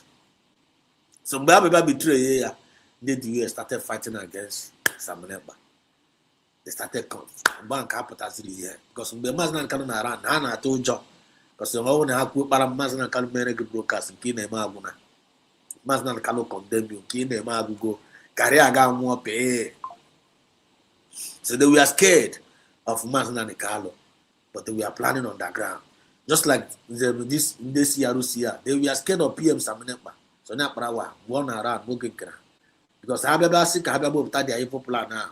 If Samanepa dictated American broadcast, Kariaga more pay. But Samanepa was managing them. So that after the declaration, that was a result. Which he informed the Tongoza Ravese. Informed. Look what to hear the saga. Look at the template. Look at the plan. But he did not reveal that plan now. To them, to the mediocres. And now anyway. Because they reveal the plan now. How did you plan now? The Nigerian government. Are you getting the point now? I hope you are flowing up. Okay. Because how many flow up? They're in a comment section here and then they follow quite up. And I'm going to make more sense to me. Because I don't like it coffee. So these duos they concluded in betraying Mazina and Carlo, leaking the information, Mazina and Carlo and Moria. And after the betrayal, they started attacking Hapotazi here, just like they did to the Tongoza Rabeze. After the betrayal of Samanemba, Hapotazi here, Moise attacked the Tongoza Rabeze till now. Just like the DOC were protecting from Ba, Chopagidezi Samanemba. That made me to resign from IPOB. I was one of the secretary. I was the secretary on my zone. I was the secretary. I saw the injustice meted against Samuneba. I resigned. I said, come on over to this open. And I'm like you never plan against individual. And I'm like they feel uncomfortable. They feel uncomfortable with it. You have to go. We're making on our knees. We don't have plan against this particular person now. Wow. But we you know after more would do and my like him a good donor overall. But no level donor and they feel uncomfortable.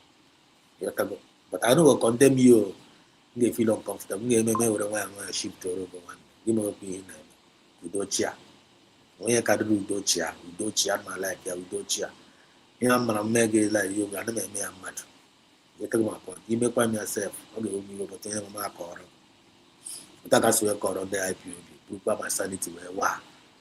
You take so where's the Samonepa? I said, why you just so Samonepa now? One day they don't go pay me my right, and I my IPOB now for right. With some benefit, and I wanted to be honest with you, as an IPOB member. Someone who needs to put my right here, they put my benefit here, than to support this one. To bring injustice, Nebonya Akaya Mba, Manabataya. Rienu, Mono. I don't know I'm interested. Wow.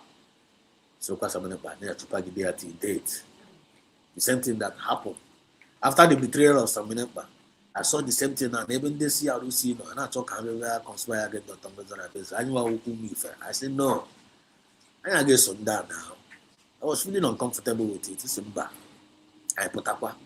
I started speaking, and we are still speaking out today to defend the mandate, which is very, very important. Defending that truth out, which is very, very important. Even though I went persecution, I went tribulation, but it is not. We are not perturbed. We are not perturbed. We will continue to fight that injustice. I'll probably fight for ya. That is our duty. Of genuine Biafrans, they probably fight for injustice. It's your duty to fight against it, no matter who he is. I will no more fight against me. You may not know when came in a Potani who be a queer. You may not know when came in a Magwagia. Life and direct. When he came, Wonyara. Now we get life and direct.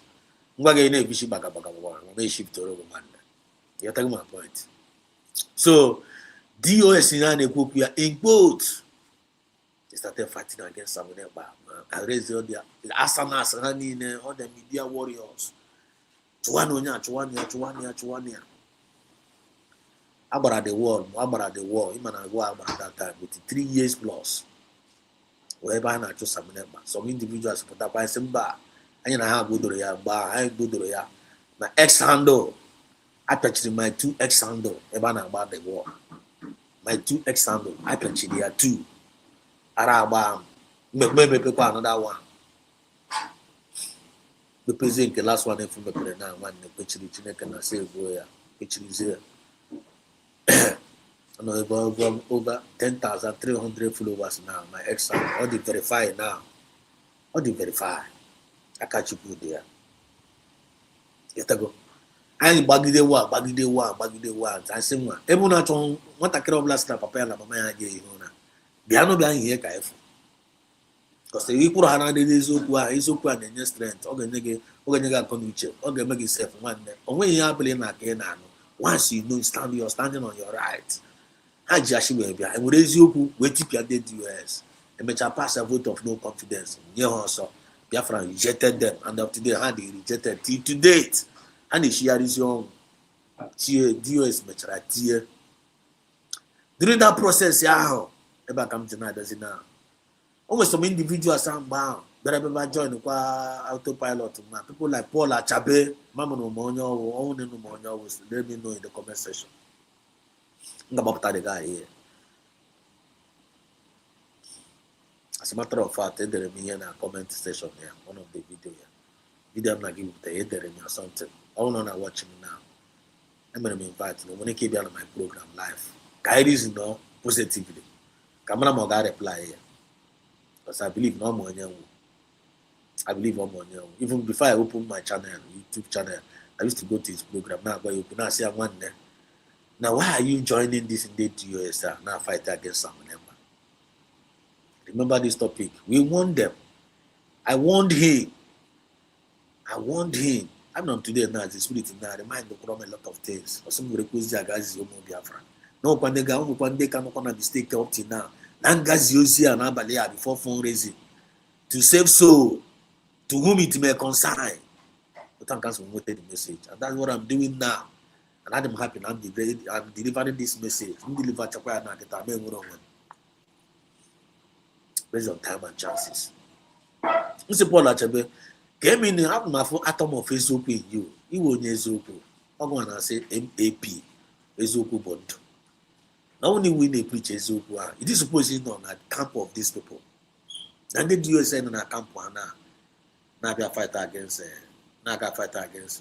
PM Samunepa. You know in the wrong camp. That's a no, not in the wrong camp. Now PM Samunepa won your job. No won your job. No good me of you do. Okay, no me changi okay put it.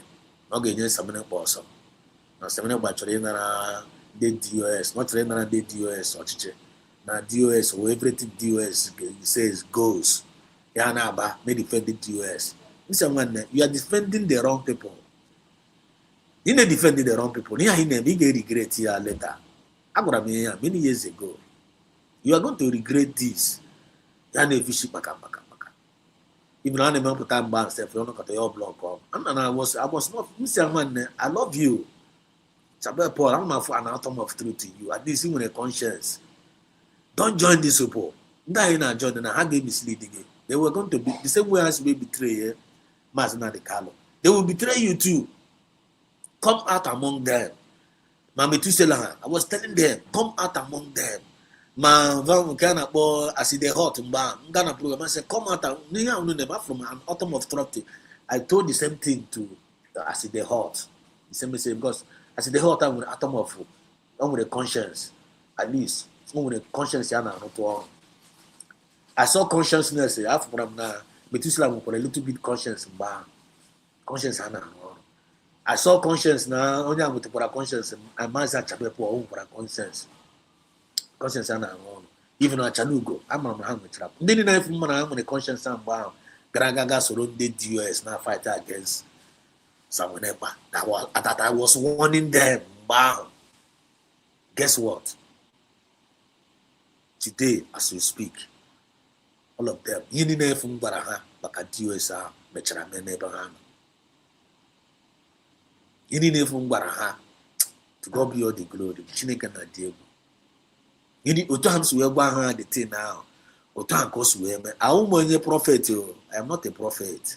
Only an about instinct. Only hear that now. You with a designment spirit. None of that is what's in a movement here. It is very, very important. Each and every one of us. Only one of that gift. Designment spirit. God dress. I don't like where instinct, where designment spirit. On the help a lot in life. And don't help quite a lot in this movement. Yeah. Okay, make it guy.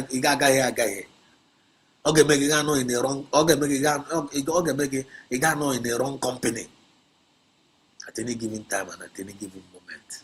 Okay, lead the game. If danger be okay, make it expo. Okay, singing that one and the post that drop by here. Okay, guide again. All be a fun spirit today. But a lot of people have been misled because of memory effect, because of another connected, because of another get more hunting. I warned Achabepo. I warned Metusela. I warned Machalugo. I warned Aside Hot. And now, the same thing for Agragajo, not US, now they follow structure. Now they follow command and control. Whatever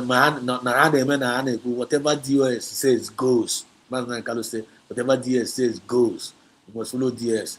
DOS are get now. How and the DOS are now basi war now. The need for John Han will go against Masina Samonepa. You need a hakoro. If you need a hakoro now, they are now regretting it. It wasn't shame I did you allowed to say back. They are saying I am very, very sorry. Just like what is happening to one short channel today. All of them are regretting. Just like what is happening to go to first. They are regretting, they are regretting. Even if I Kumaka, all of them they will regret it. All of them hang a back one. I'm going somewhere. We want them. I want them. But they refuse to listen. Now, these people I found about DOS Akita now. I was warning them about leave these DOS, let DOS I can't handle it. They are betrayal. They are working against Unus no Nigerian agent. Now what else not DOS I want to defend the Nigerian agent. I say Mumba, not some with the Nigerian agent. The DOS na can't have the ocha. The DOS not how they made the need for. Now, that is what they are preaching now after 5 years. Look at now. As they are preaching it now, I know it's in our government. As they are preaching it, they finally preach 5 years now. I know it's in our government. How can I call group? How can I call group? And that is the reason why the Nasi Kawuptaruno, this person, Kawuptaruno program, can analyze a little bit before the fundraising. He will connect to the full dot now. If you are now, Mamu no matter story ma before man buy me video. Do you understand my storyline? Because I won't even understand. Because let me know in the comment section. I see you comfort Kiko. They will go and say thanks for joining in.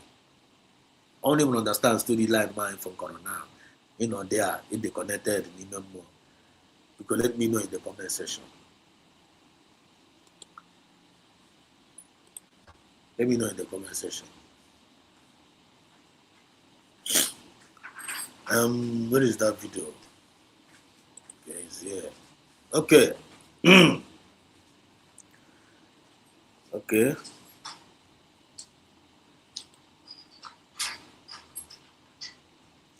I'm gone.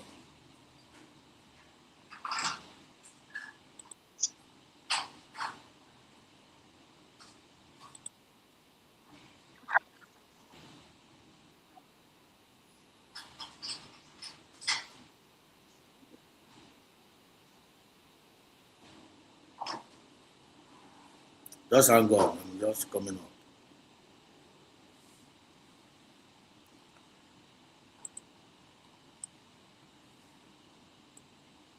Hang on. Let me bring it up. Hopefully, network are favorable. Because more for it. I know I want some series of attack. Go past them.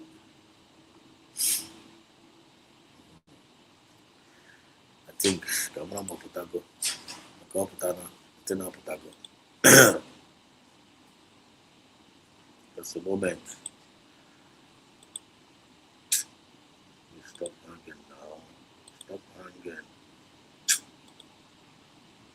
Hold on, I think I'll share a screen with you up and down. I'm not just think I'm not share a screen again. Eh? Sharing screen on the Wizuni where network again. not attack us. Okay, we are there already now. So now, let's go there. They're going to know this guy who Mazi Achabe Paul, come interior Mazi, Achabe Paul, they are. This is the guy. Onya onye na kodo na akụkọ ya. Onu no mo onye o make am na comment section. Actually use onye as a reference today. Okuchi onye obla na adre ya. This is one of the guys 5 years ago. I was warning him. Don't follow DOS. DOS so we betray your man and the card. Oh, we betray your man and the card. Don't join DOS to be condemning Simon Ekpa. Simon Ekpa nakaya di ocha. This guy took it up. Brianishi, when they defended the DOS. Today, it's no more defending DOS. Today, on assassin the DOS war. Serious war. Serious war. You say war in front of Abbasasa now, which is the because we are the DOS now. And on that group, wow, what has Biafra to go declared. As they are doing it now, I know they declared Biafra. I know it's not on the same nation. Hamak was under you, and was under group. And is blinded a man at the Biafra. How many chasing man and the color computers say, Kobe, I did more and I cut DOS. Are you getting the point now? Now, listen, let's go there. We are again at Cocoa. Raise no chair, you want coffee. You want only with a coffee. That may take coffee. Only with a glass of wine. We take a couldn't be again at Cocoa. Or chew one cocoa.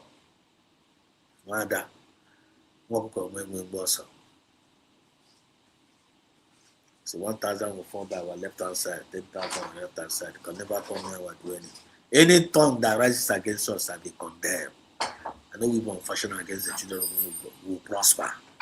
Depending on where condemn, then this way condemn PM Samuneba. Look, we are when you never forms to PM Samuneba. But you say la, when you never form, when you perform against our Prime Minister, Machalugo, all of them they are now haters of the same DOS and now fight. And they are from Nagono one day, this year, now all these bam, you go 247 for rise now. Just go and mark it somewhere. Instant. We don't know, we are not prophets. But if I know what we thought, all we argument. So for you people that are listening to mediocres, we don't know that I get by room now, we don't have money. We don't have money if I know how no money. Now listen, let's go there. Now. That the people will ask them, why are you people associating Mazinam Khan? Why are you people saying Mazinam Khan, your leader? You should do something on your own. And when any person get DJ for such move, now they take care the like of Nelson Mandela. Please, can any of you know that? Remember that Nelson Mandela has a group. Are you aware of it? Why Nelson Mandela was in the captive.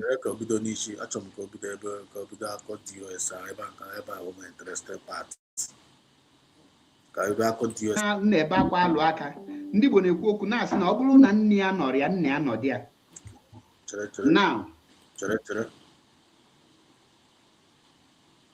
somebody never put I do things according to my spirit. Okay. And my spirit now on the right track. Okay. I am not a for me to get praise from any person.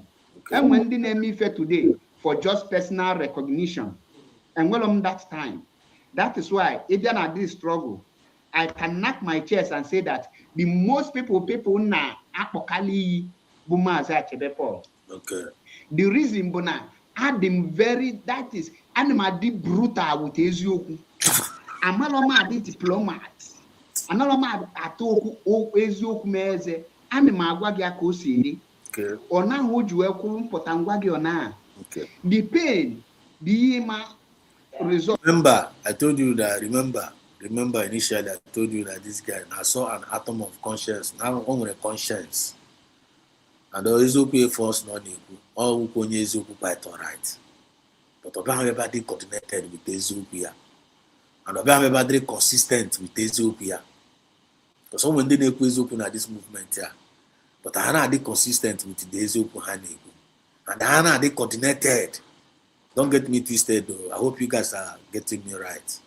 When they na-ekwu na this movement here, in the midst of that eziokwu ha na-adị consistent with that eziokwu and ha na-adị coordinated with that eziokwu. Half truth is not a fulfilled truth. Eziokwu na-adị very eziokwu na-awụ constant. Onye ọbụla ifo na-akwụ n'eziokwu, make sure ibido hala kwuo eziokwu, don't go back with eziokwu ọbụla ị na-ekwu. Don't try to shift with eziokwu ọbụla ị na-ekwu. Eziokwu dị risky o. Eziokwu dị very very risky. Ekwuru hala n'eziokwu nwanne, kwuru eziokwu, ibido hala wuru onye eziokwu, don't go back on eziokwu. Ibido kwa hala na-ekwu eziokwu, ịnọkọta gị esi ka ị bịa shift from eziokwu, ị ga-enwe injury. Onye a ga-enwe injury nwanne. Eziokwu dị very very sensitive. Achọrọ m kunu na-epick a point here. Kunu na-enwe ife mmụta. But as I'm preaching it to you, I'm preaching it to myself too. Nobody is exempted. Nobody is exempted on this. You watch your Maazị Nnamdi Kanu. Maazị Nnamdi Kanu ma the risk there about eziokwu. For Maazị Nnamdi Kanu, ọma the risk about eziokwu. I'm up to tell you what preaching na. Maazị Nnamdi Kanu. Ọ bụ na ịmara onye ọwụ na-efulo spirit ya, it is was in you don't even know, ị ga na-ewere okwu from obi ya. Ị ga dị coordinated n'ime mmụọ. This guy was saying truth. This guy was with an atom of truth in him, and don't with a conscience. But he was not this as a people about coordinated with eziokwu and eziokwu. About very constant with eziokwu. I'm not sure about with eziokwu and outside is one side. God will make it do for you also. In the name of non-eziokwu, or man not go from the track of that eziokwu. Now, what relax about back it down. The kita now, all that one back and that eziokwu I age you man. But you all want to kita not going from track. You all want to eziokwu gana far. Eziokwu na knows in a USB. Eziokwu on a nation. Eziokwu a nation kita now being redeclared. Whereas on a manage eziokwu and under the same group of DOS and they're useless. I want to not connect the dot here. Then the anti now, you need for a preach about now with eziokwu now. But the question now, eziokwu for a preach is now to DOS. I was eziokwu 5 years ago. You know, eziokwu Saminepa preached 5 years ago, which he was fighting Saminepa against. You're not fighting Saminepa. You're not doing it here. After 5 years, you know, can you have a baby? Or Talim be appear the same day do some Pia or Talim more. Because now Anya me here. On then join the movement because of position. He was fighting for DOS back. Any position, just like Methuselah, they were fighting for DOS back. Any position, my dad or Achalugo, my Prince Darlington, for position, came a member of DOS. But that position was not given to them. It has now, but as here now fighting the DOS, just like Ugo 247 is doing now. Just like one Ishocha is doing now. Just like Ogenkre is doing. Just like Van is doing. They were all there because of position. Once that position is taken away from them, or they do not give them that position now, they will now begin to fight against you. But they watch and then on a USB currently now. Not there with that position. What position can now? So you want to have us not there genuinely. Now Savo Biafra genuinely. Genuinely. Constantly, we are position now. Man, those people are the choosing ones. They are the choosing ones. Take it or leave it. Okay, as I'm saying this now, we're now my positioning on the other movement here. You will really gonna go on. So that all know where we feel that now one the mistakes that we want to target. Give like a more arrange fix some of to avoid Makwara. To avoid again Makwara. So then a attack. Okay. Most of the things, Mazi JCI, I salute you, Chineke. Most of the things in Emekita behind Fugolu, and because of the way I present my truth, Ogolo well with most of you. Most of the thing offers now, but we have for 5 years ago. Aquavamba putara the other day, by Putra and the Agra betrayed the struggle. I betrayed the movement after the declaration. That first month, few months, I got the one and kill humble lion on bar. If I not gonna kill humble lion. Nagiziana, ya numero une metequanya, Ugenkria numero une metequanya, Vamia numero une metequanya, une betray Guana, one you shot cha, so Quamba and Egupa.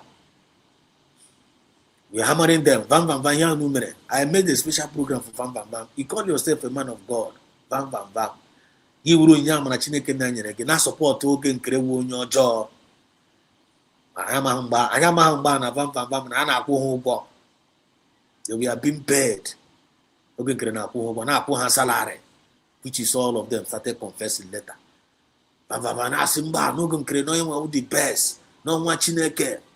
It's about never. All and all. I said I want to get away from. The same message we gave to men on the ground. The Biafra Liberation Army. Nanda Hogan Crown is one Nanda Pandojo. Umusini di apota. Nda game mislead the kuno and a fishy baka. But talking to men and kick bass. You didn't find what no metra make or no mecha home. After many months, so Banaba was no criminal. Mama Bernabia was a looking crazy criminal after many months. Young places young preach each other. Where Paka. I'm gonna be preaching after many months. All the same thing I made this our young man here. Master Achabepo. That have an atom of consciousness in him. Get us now near me again. But the question now, I need put to. I need put to this our brother now, Chapepo. We need to find the way back to the government. That is the question. Methuselah, we need to find the way now back to USB government. Achalugo, we need to find the way now back after realizing their mistake. Can they find their way back to USB government? If I have an opportunity to invite this guy to my channel, I will not get reply him or I do join from now. We are come here. Yeah, from the Guana Kanga Popoya, the who are your history. Do you still remember me? That's Achabepo. Do you still remember me? Because no one of Lama this Achabepo la. Whether this video attack guy was I preach about Wizoku. Consistent is Zoku Buntu. Ngajuko man Achabepo, I love you. Him and I love no. I'm love here. Nabia program here. Most of the things on the go. Now Wezoku, Uncle Panke Wezoku bar, even when he was attacking Samaneba, no one can move for on a Punke. Myself, Frank now, always Zoku, but the Frank can carry Wezoku. And I like in Kahan or Wezoku, they will be coming against you, coming after you. They started coming after me. Which I said, we even block all. See, they say, no, Yana Wezoku. But I was surprised now. You didn't even know where I'm bar now. He didn't even preach them back. Can they preach now after 5 years? My message won't can they preach now. The same message that they preach now when on IPOB. Now you know them. They do is I couldn't drop or chale. How can they preach now? 5 years after.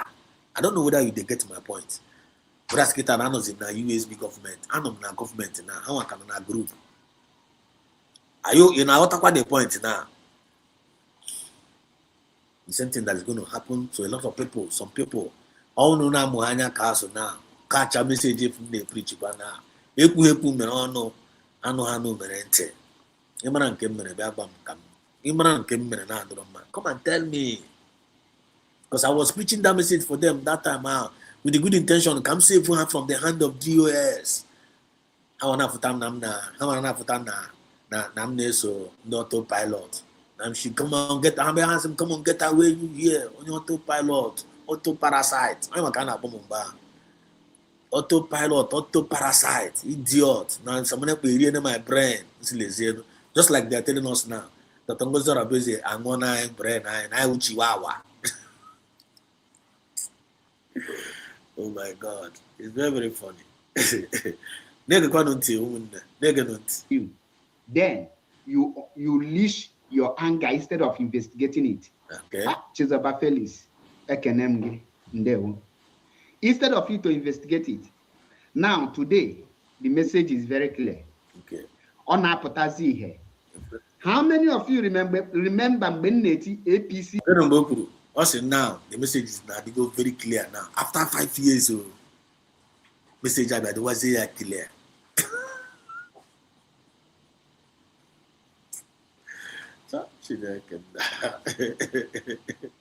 After 5 years, you can message about the was here clear. They go on to one. They get on to. I'm going to buy coffee. Where we are. Media Warriors, APC.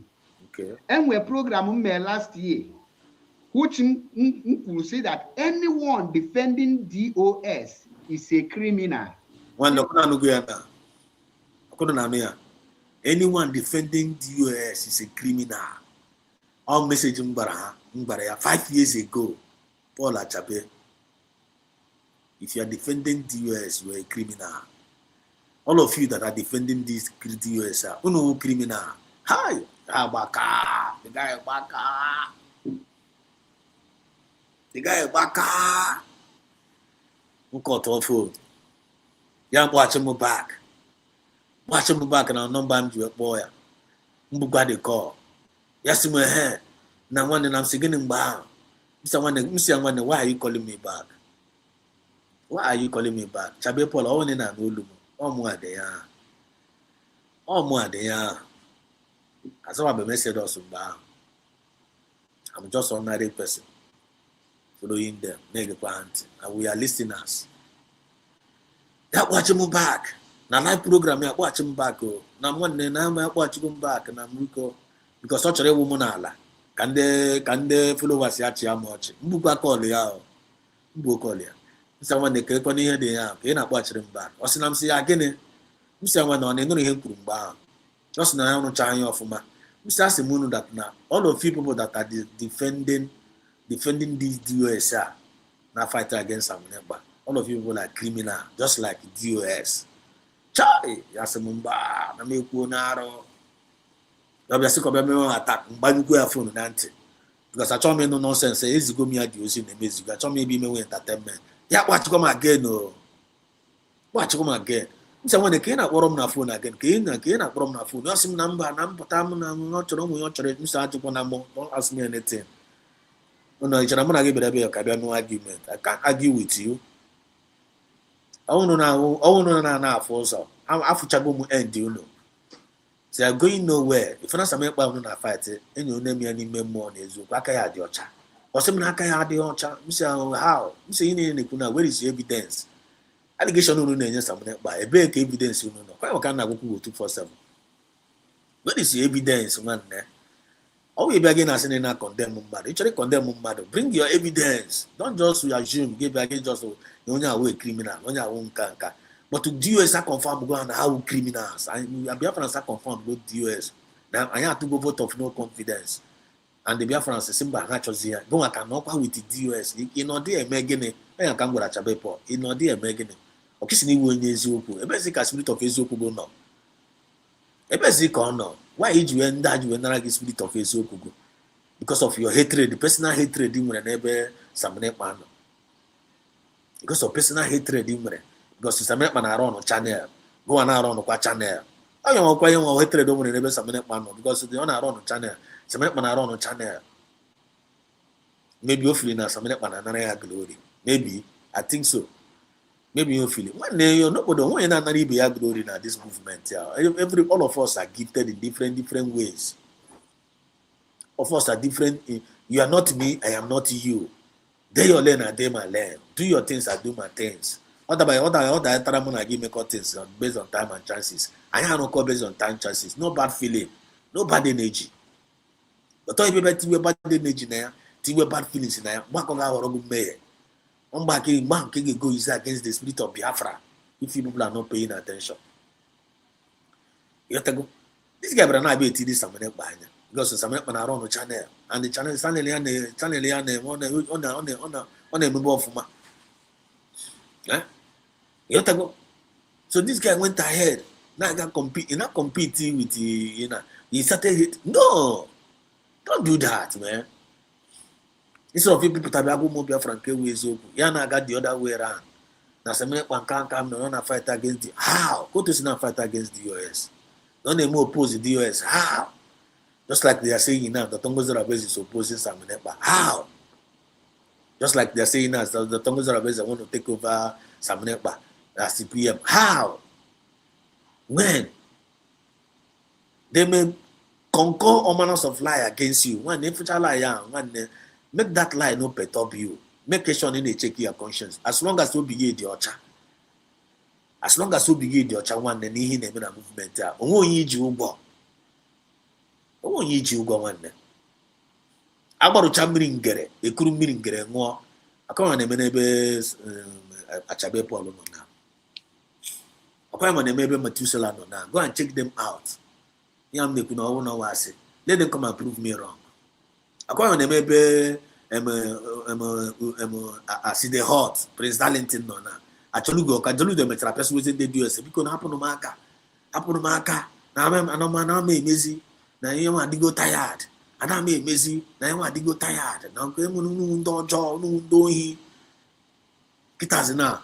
Even self now. I tell people on a program of a program we go say I'm no man against the autopilot. I can account autopilot. How can I put a quiet? I can put a quiet. I don't have government already, but I can they are near a group. You put the Chineke and they say I can die with Talemo. I still love him as a brother. I am not against him. I come in peace. If there is something now, every program here, can we? Camera more reply go that thing self. Because none more when there is something about. Comment on kind of way. And there is something. Someone they will manage that people. Can you come to my live program? Let us reason positively. Mature. I will not reply. Let him come. When we come invite, my guy there, my guy is quite use your machine again. But some of them are new dunia our message. Message I are very, very hard. And I intimidated with our message. But will that change me? Okay, change in the morning. I come and see because of na message mo to after message mo ma put my baba me we na woro mo a. Maybe I change where my color. No. Who am I is who I am. What you are is what you are. We are uniquely blessed in different ways. And unique. But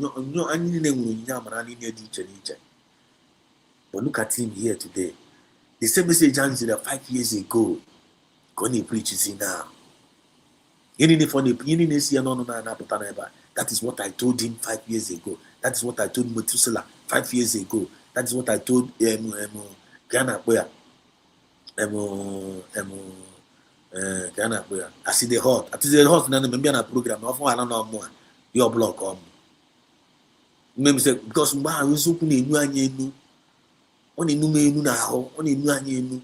And I call down nonsense on Ekumojidi. Masimba, let me go and put them in order. Let me go and confront them. Because we always fight injustice wherever we see one.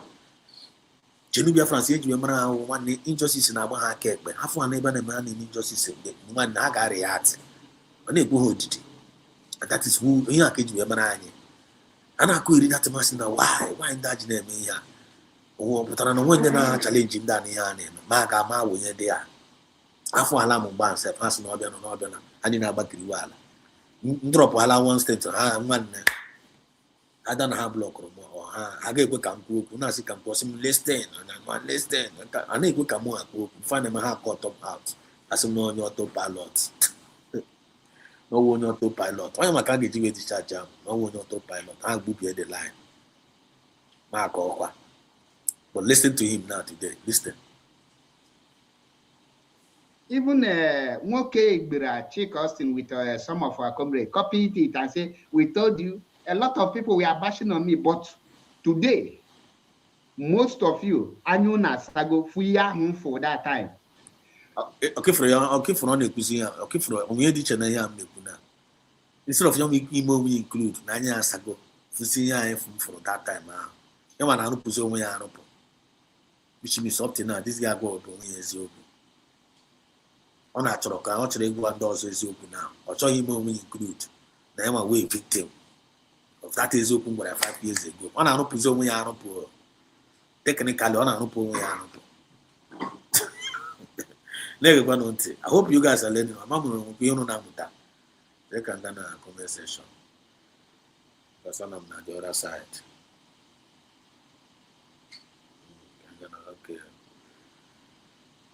Etiku, Comfort Etiku, Ekiko, said DOS, Department of Saboteur, are underground workers. They will remain there and they will never come back because they are all my people everywhere.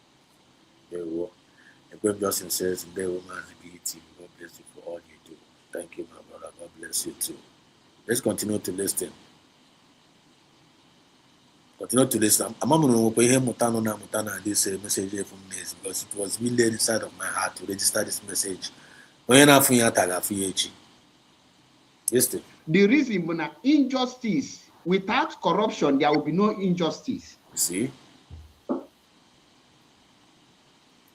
Ikwesi before ebe nwata na-eti mkpu na-ebe akwa alụ aka ndị Igbo na-ekwu okwu na-asị na ọ bụrụ na nne ya nọrọ ya nne ya nọdị ya. Now ka ebube na this very movement anyị nọ near. This preaching this evening ọ na-aga to two set of people.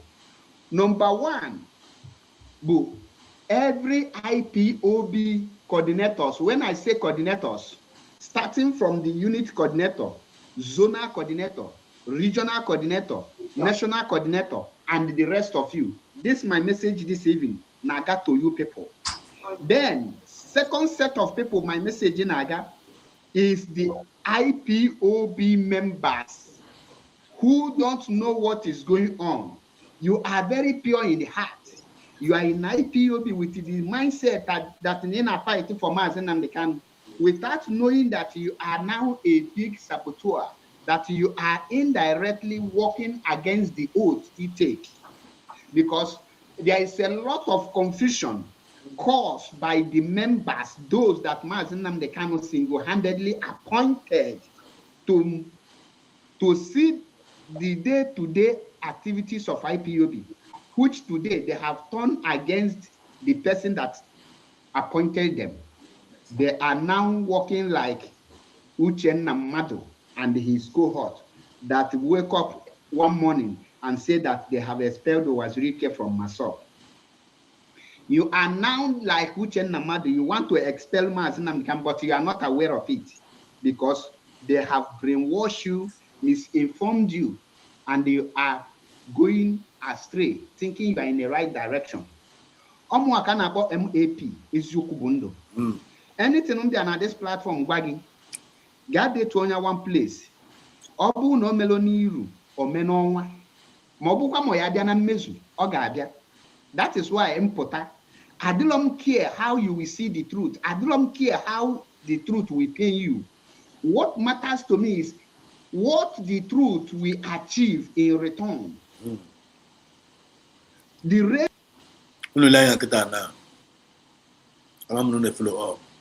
All of them will come out, they say truth. Everybody they claim that they claim is joke. But guess what? Can you have the current truth now? Can you have the latest truth now? If you can bear me witness, can you have the latest truth now on board?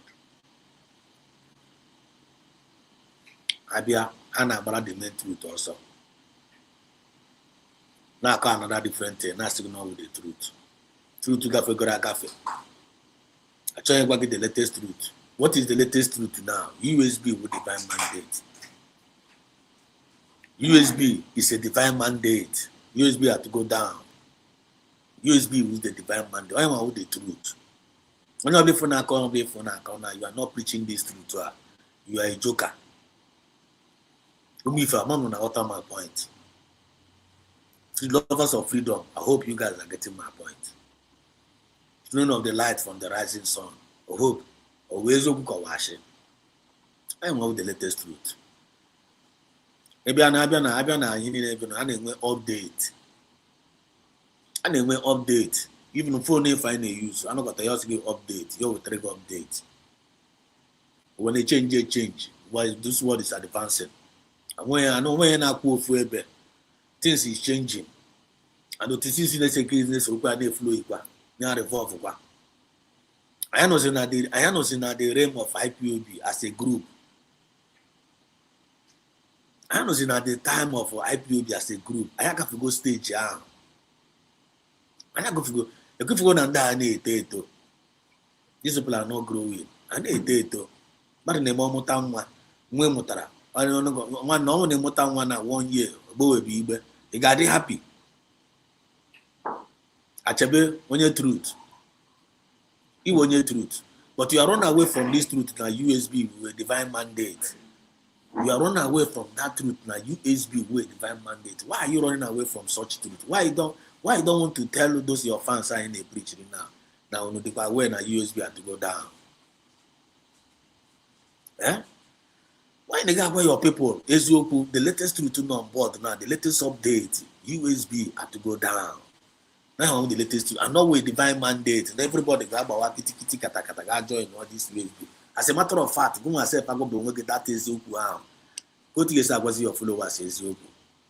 You can abara USB also because of your hatred for Samanepa. If you hear a message, you must think it's about to pass it back. The Kasika manage to work by IPO, ever if you new position. I never can't call position. I never be made the rightful thing.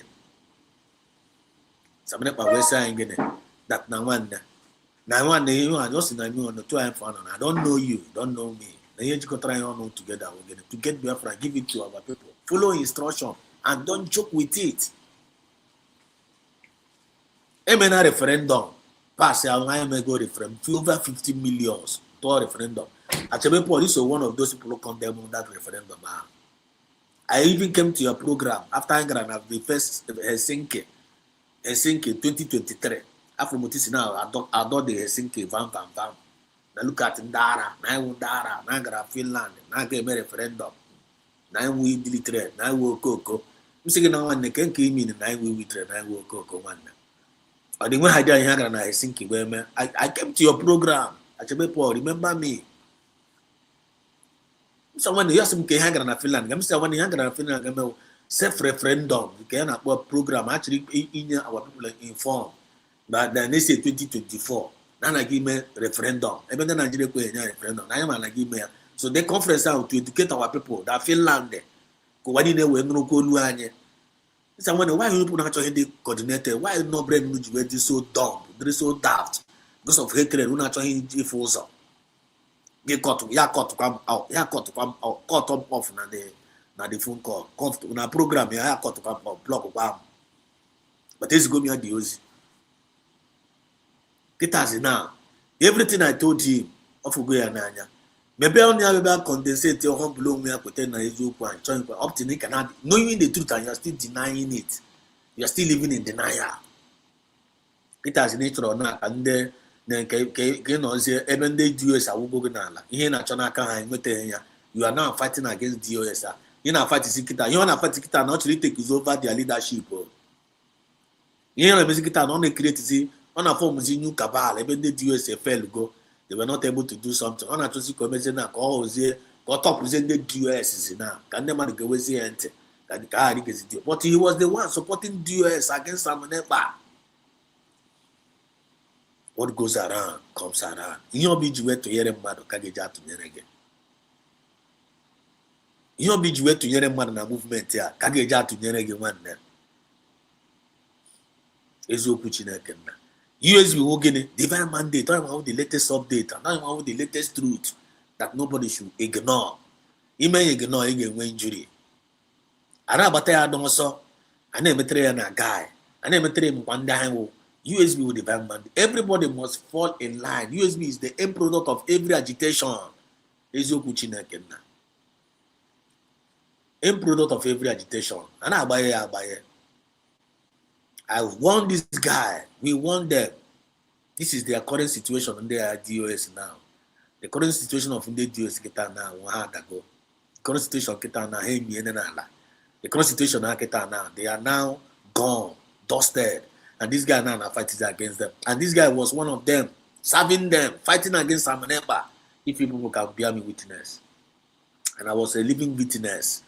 I wanted to save this my brother. Always a broadcaster. On a very, very big platform. I am a follower, a listener, honorary listener. I can as a listener. Yan after man enemy. Napo auto pilot, napo auto bandit. It has 9 of them now. More than auto pilot. I'm na USB government as a citizen. Under IPOB Nigeria as a group. No ebe na agbazi saga. What I stand on our government. Can't you see that the Lord is good? Can't you see that the Lord is wonderful? I'm not going to comment section because the man on the other side because never come and have name in a comment section. And that there. Okay. Canon Dewo, I see you. Shabbat Shalom. Now the Canon Dewo. Equim Justin. Dewo too. You're welcome. Nega Quanoncio. Nega Quanontia. I hope you know coffee. And you may not before we look at that fundraising. And God bless all USB donors. You imagine now by this thing I couldn't when I connected the dots. This is the current situation. And they watch on title message here.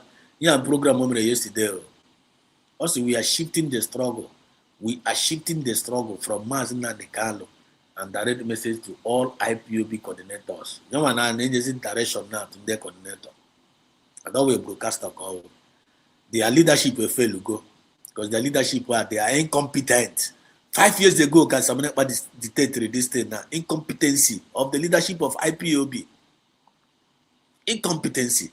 I'm a kind of Akpanu Biafra before Hajishike Tiensita to Mumba. I tell you once, a mayor once, minute after all this success for her court to wire. I got another bribe on Azo. Narego Buba. China Samuel and do to her. Pazier. When you case no him, I want you with the leader of the IPO in the US and Wogan, Chike Doziem. On a Kuku, when you come, Buhari Kayam myself. Buhari Konyan Kamba. You know they talk. I am after happy Biafra has been declared. And in every Kunipan US money to pass on the ground. Wepota. Start now, you use Kita now, was their spokesman now, was it? Law on Neka. That one I put upon Zuna Biafra land. I am a candy, and the woman naked and go water. Move after Pegway with the woman Arana Bazia now. You can't defend the DOS. I remain the same. Now, Borono. Reference gathered to be a passive vote of no confidence. They can never rise again. And these guys, we're not fighting for them against BM Samenaba. Now, or they go tired. How much are war and Allah? Go and go on a chocolate again now. Go revive IPOB as a group of Mugarao. Then when I chair revive, I revive. What I saw you go move your phrase open and not in a government. And no man Biafra they go declared. Okaka group. And we won them. I won. And look at the current situation now. When the current situation I get now compare USB now. Well, then they won't know one. Watch your name and there see how you vote. Knowing the truth and living in denial. I'm upon her cook. They are no more making sense anymore because they saw the truth and they rejected it. Kanu said here, say, I can see the guy who is now, I can see the guy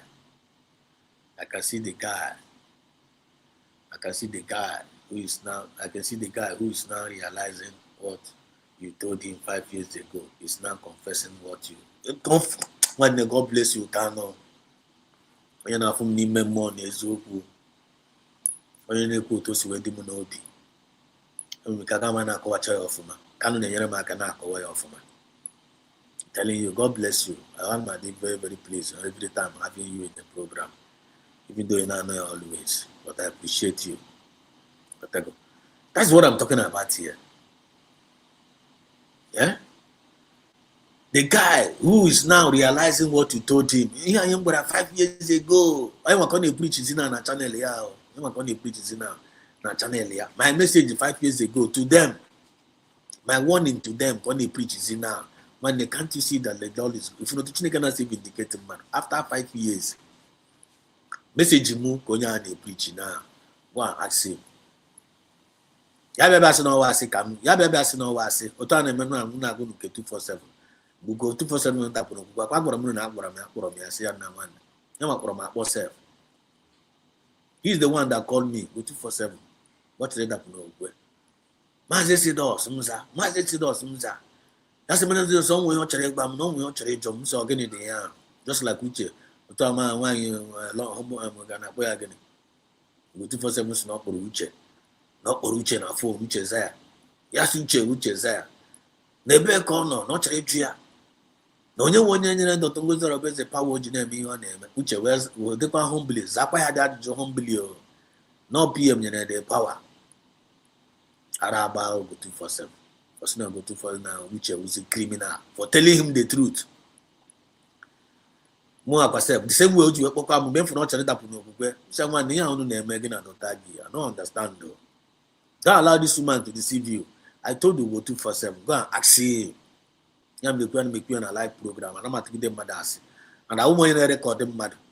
I can't record any of our comrade. Each of you record them, they record the ammo. Young again the secret, can't go back in the physical. I come out to go back here. Was to be more the ocha. Will be more the ocha. Oh, because I want to say me, I find him. I'm mad in a cook and record them mad. Okay, by this time I'm able to record. Go to me, no, I'm not going to cook my record, which means I'm evil intention. And the teach me how to make the zigate in the time of evil day. But no, I cannot record it to set you. No, don't do that. But teacher record them, record one, down record them, record one. And the boy record one. I mean, here from Bapraga, you boy and you yourself, the mother got second one, they said, and then I got cigar and then they hear the bad not there. We can't about you, money, they joke your channel around things. Good intention, Amaka. Good intention, Amaka. God judges us on two things alone. Our faith in Him and the intention of our heart. So you only find a movement, the intention of God up here. Man, you a joker. Go and write it, go and take it or leave it. You know, being a man. Also quite department of loss of my gun no. Mean underground name me or mean physical name me. Make sure the intention of good okay. Make sure the intention of good. You don't have intention of good okay. Biafra split a ticket good. Life and direct. It doesn't matter what people say about you. It doesn't matter what they think about you. You have to go. It doesn't matter what they say about you. It doesn't matter what they think. Go 247. Bomb on our phone. Muza. Ese dos, Muza. Ese dos, Muza. No, we want to do more now. No time, no get on own. I'm not going with some people. You know, I'm going with the people. You're not carrying along. You're not having a tea pele. You have to go. I need information. Because of what's now information. You know, in the department, they got information. No problem. You get one with it. You get one with it. Okay, you get me one again. Continue to be in them. Coproha now. I don't know when kind the moment Biafra you like. I wouldn't know a small one. I wouldn't. Beware, Copron down. I'm gonna basically be in your John Nobi. Ebukura Lamba in your John Nobi.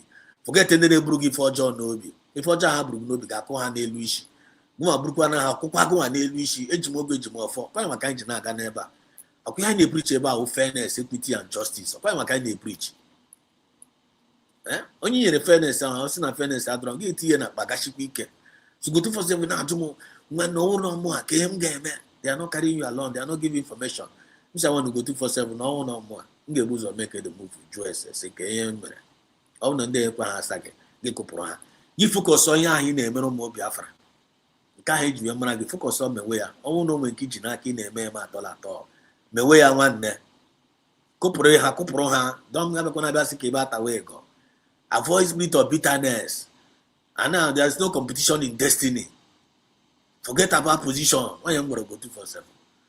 Just me, no young say, no young. Just me, okay, no go young. Someone can't be my name. I'm a Kayam, you ever in the Chosina. A Bayana forest in Otas and man is to me. That's a mamba, no more one way burger. Someone the Biko. Everyone come out to deceive go 247. Everyone come out to brainwash again, Pogana movement. And it go 247, you go down minute, go middle. At least this is a time when time I'm glory go. Everyone come out to Ropogo. The women enough go 247. Morgano's in here, and if care is not taken, then I get turned to a pillar of salt. Go and ask to go 247. Because all I'm record there, I'm going to buy evidence, but I'm a record them mad. And overall my nature, you record them mad. So you're not get record them, I'm going to bank at a phone. I say, come record me, no wahala, no more the ocha. No more the ocha wonder. You have to go. So go to for them, someone to see now now. If care is not taken, a pillar of salt can achieve or can achieve a pillar of salt. Yachi, watch remember that thing now. Someone all require joking matter. Be careful. I come like when I am animal around you. Mother about turn not go to pillar of salt. Go 247, be smart. Don't allow this thing to happen to you. I am better. God bears me witness. You got to go. So the same advice I'm going to come to put one in short chat. One in short chat ignored my advice. Now today, now I'm going to one in short chat. Omere make on numero. One in short chat metra also. Because after my one I checked on also. Ngwakwa ya gwa one in short chat. Ọkwụsị oke na-achịkwa ịta ọnụ. Ọwụ na ụmụ ndị na-edisiv gị ọkwa disiv na ịtago iwukwa warrior. Iso wee tipịa ndị ọjọọ a. Nwaanyị ji na-achọkwa ijoin kwa ndị ọjọọ a iso wee tipịa kwa. Ọgụ tipịara ndị ọjọọ a. Ị na-achọkwa ijoin kwa ndị ọjọọ iso wee tipịa because of hatred nwere ebe Dr. Ngozara bụ eze nọ. Ka ihe nwaanyị a mere gị.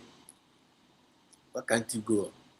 Ọ bụrụ na sef na ịchọghị continue with Dr. Ngozara bụ eze. Why can't you just get kọpụrụ ya? N'onwe ihe ị na-eme na n'ịbịa gbawa saga. You may not like me in this Biafra movement. I may not like you. But I need suppose but I outside now I wash our dating kneeling. It doesn't make sense. That does not show maturity. You have to go. I gave you the 247 and the advice. I got even 247 the advice. He rejected my advice. Now what is happening to go 247?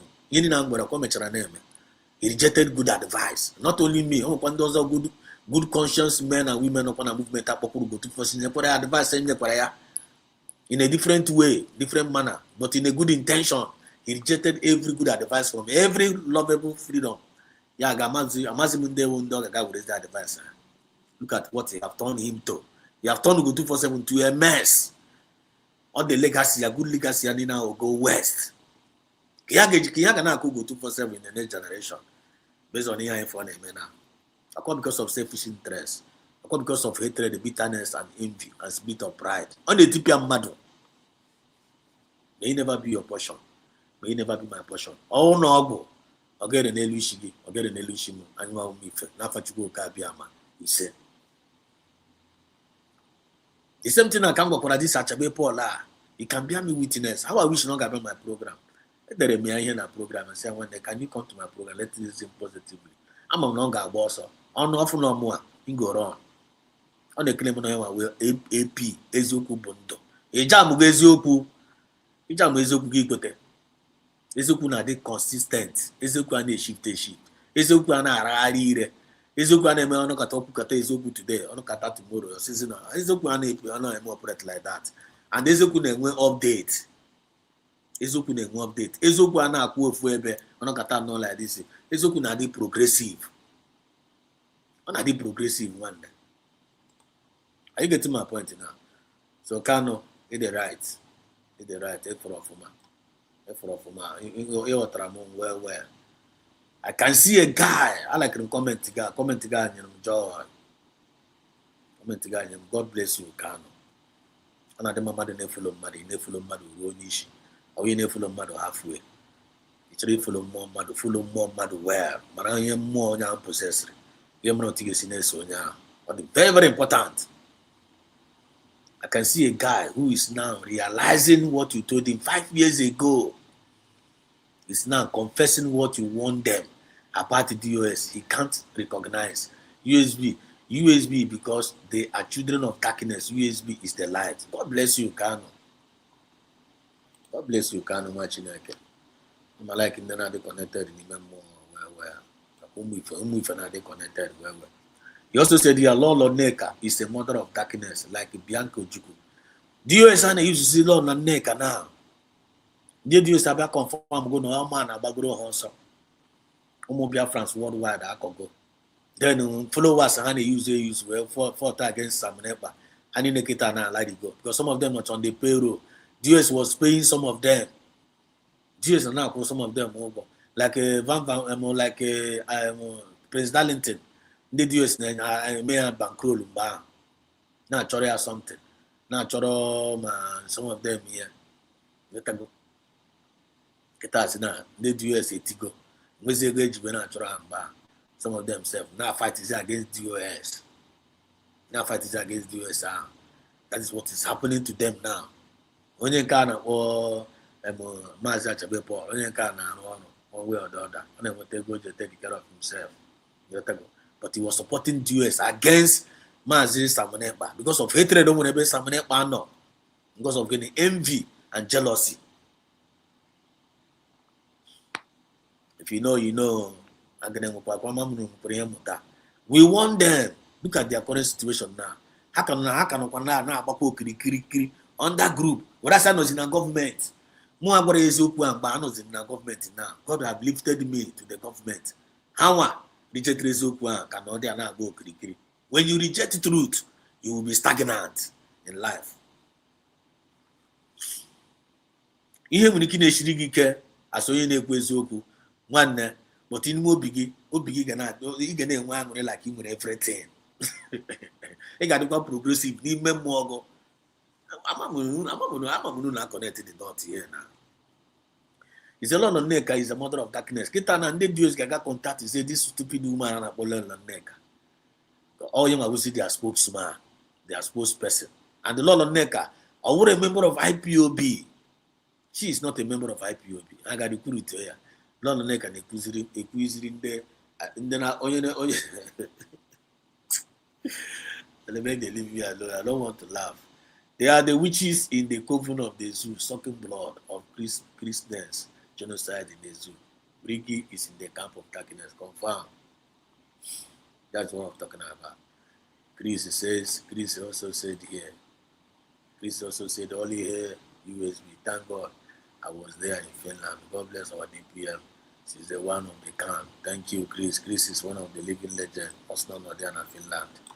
Chris also said here, you're welcome, Chris. Thanks for joining in. There, Woman Chineke said, was good job, my brother. Flourish Glittery. Thank you, my brother. Thank you. God bless. Thank you so much. One and the only and specialist in the building. Hello, Mwezoku. Hello, and special. Okay, one. And he also said here, he said, if they are not giving you for go, it's because you are you're useless with that info. But now, see now, are you important with what you are doing today? If not, I'm waiting for him. I got leak it to the enemies. Leak it to the enemies. Where I sort of nata dia nata. Okay, no law. Nagagwa. Okay, no hero. That is what they do. Those women. And once it on no get to be an okay in this movement here, Wusu Gesusugimi. He finally turned to that pillar of salt. Have lacked wisdom, will never have it because there is no truth in him. Confirm. Because you're going to comment section, but can let's go in the other room. It's about the telecast by the 10. I'll still come back to the comment section. Okay. Listen to him, and then the phone is video call. Let me know. I'll connect. Rescue and the function, what that truth will bring. End of the day is what matters, because in every angle the truth must be prevail. Ezioku de Koku, no matter how the darkness is thick, no matter how the thickness of darkness can be, just ofunkuru matches will make that thickness of the darkness to disappear at the moment. I am Barayao. Here if they preach now on my message, copy and paste on a preach after 5 years. If not this guy my own name. Ini na message ni fun gbara ana me ngwache okwu mgba nkọtọ ofu ya ọkpọghachi m 5 years ago ụmụnne na ụmụnna mgbachara okwu that day ya ọkpọghachi m back nsa nwane kenke na akpọghachiri m back na asị na kwagbo ya sị m mba na nkọ ngwakwa ya dat na mgbara again nsa nwane iwe onye ntị ike nsa ntị na niyo na ha ka drop ya sị m na nwa onye atọ pilot na msa ya ajụjụ ịma ọ na-ekele m n'ọma ihe ọ na-ekele m oversense na-enye the boy nsogbu. Overseas in the on ekwe just like bam I na-ekwe ndo over I too know. I hate the spirit of I too know. I hate the spirit of I too know. No matter what you know in life, have a spirit of learning more. Humble yourself and learn more. I too know. And I like when you name my advice. Because sit me down. I like advisors, and I like men cannot do when they forget to go maybe whether my human abaro. Look beyond my face. Sit me down. Even I'm not perfect. And the time no get no time the men cannot draw maybe sit you down, talk what sense to people. And I like a choir. And my life, times I talk sense to you. Talk sense to me too. You blame ma mado. You blame ma mado memo. I got the mama. And I'm a mado. And I'm a mado. I'm telling you. Tule moga de gimma. Tule moga de gimma. Ya imero onyozo. Emegi ya no ga de gimma. And my life, I like remegu where. Papa Mujia, when you device when we are small, we are 4. That's why I want my children, my 4 guys. I'll talk about my guys. My friend, I buy my guys. I'll talk about my guy. Number for my nigga. Yochi, my nigga, come here. That's why I'm your father. Why do you come? I say, you're my nigga now. My mature brain jacket. I don't treat him like my son. I may treat him like a friend. I may treat him like even like my mate. I'm not going to go. I'm blown woman. I'm not going to claim over claim now. Some people don't claim. I don't know some good things in there, man. Like it. You emulate it from me. You add it to what you know. I have a knowledge impartation. I don't know when can a man like it. I will emulate it from you. Add it to what I know. I want impartation. I want with the movement of we the people. By we the people. And for we the people. For somebody like this, at Chabepola. Or try him from somebody. Or from Yawa. I gave him an advice because all my atom of truth, atom of truth, I'm not condemning him badly. I don't have from my conscience. I'm in maybe and so now be a gay auntie. Because most of the times when they preach like this, when they preach bad truth. But to have truth is not the best. If we're standing for truth, stand for truth constantly. Don't deviate. I always stand there for truth. If you don't want to go, guy, turn was a party. No was a party. Because of the US coach, we Saminepa. You didn't even preach about now. My message. 5 years ago. Okay. I couldn't vindicate me about now. They all know this guy now. All this why I'm preaching on the channel. Grandma, we had each. Grandma, we had each year for the preacher than him one the preach wherever. Just actually couldn't work. What I couldn't board result. Because I'm like in a praise. I don't like to praise myself. I'm just never through here vindication. Yeah, we watch a topic here, but we want them. Not only me. I'm waiting here. I come and say I can get here because I'm gonna people like me. When those who talk no sense to them. Not only me. I'm waiting that we want them. But look at their current situation now of that USR and their supporter. Look at their current situation. The current situation now come now by room now. Get on it. Light there. Or no could the tiny.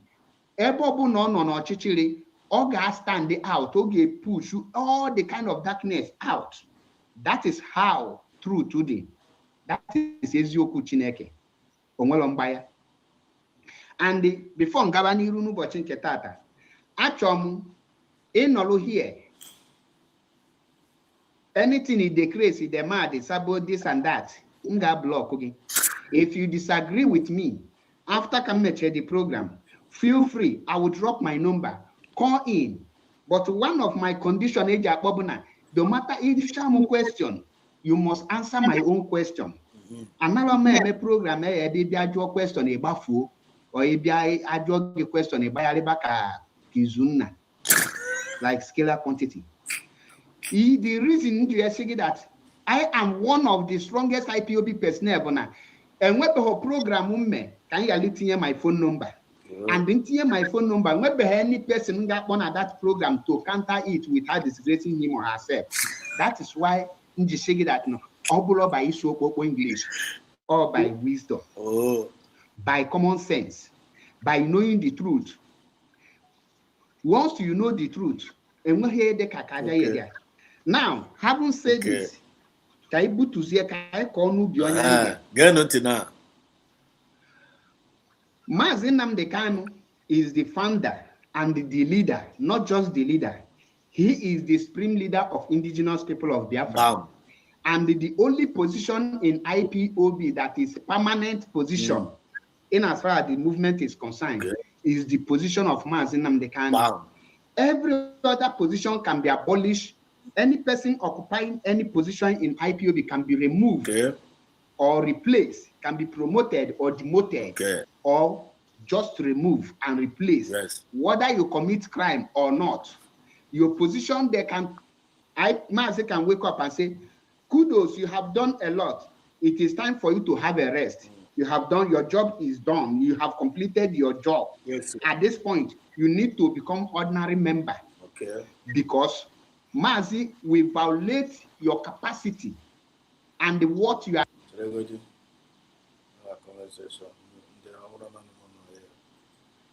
Yes, so especially,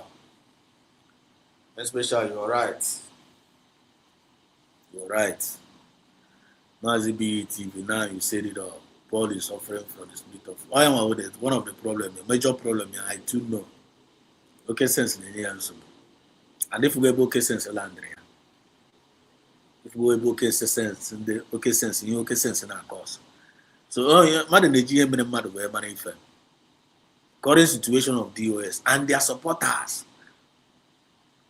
While we are doing that, you can now hashtag USB to the world. USB. I'm out to the world. I'm out the current update. Divine mandate. The only truth to know on board now. And they are running away from that truth. Actually, people are about the truth also. But also, no one is open. When you open about USB also.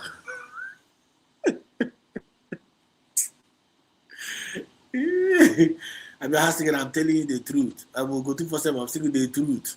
Truth to about USB also. Why you should chat the truth. Truth to about USB also. Vam, the truth.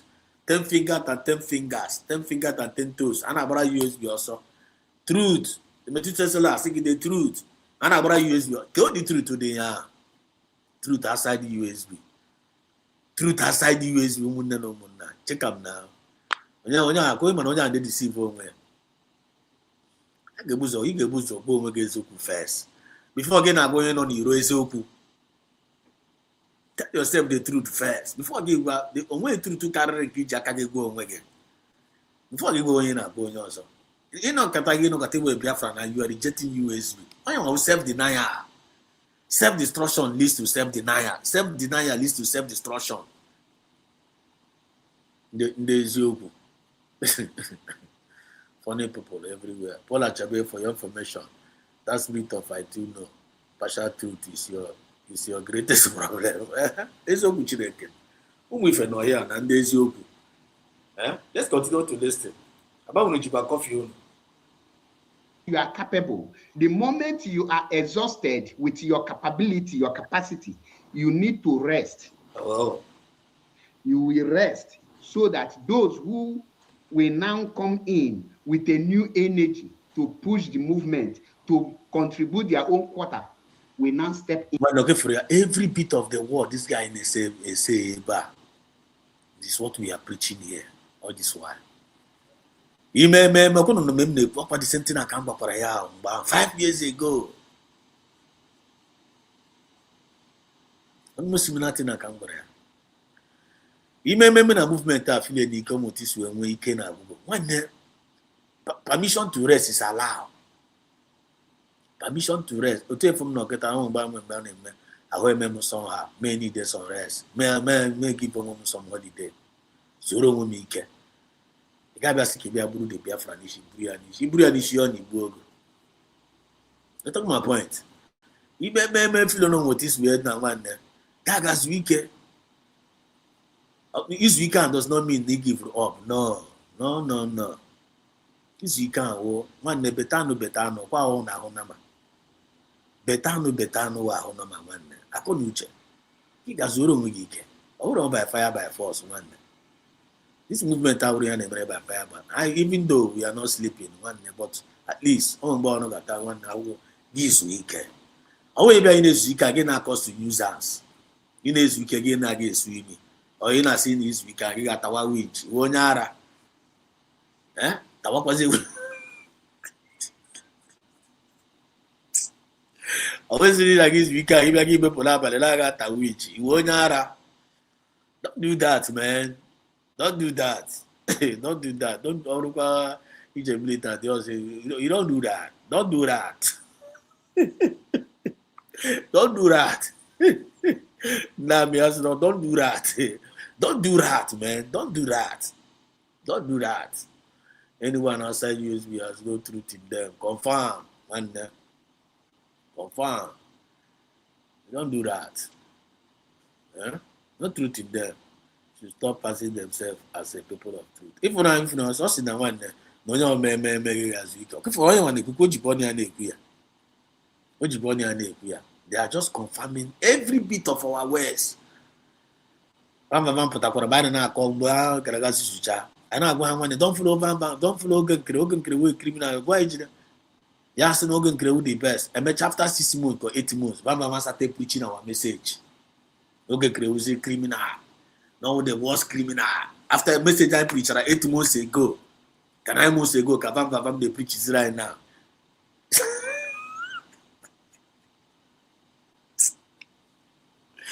Then we go to for preach about the same message. Can I latch back to his vomit? Nah, man.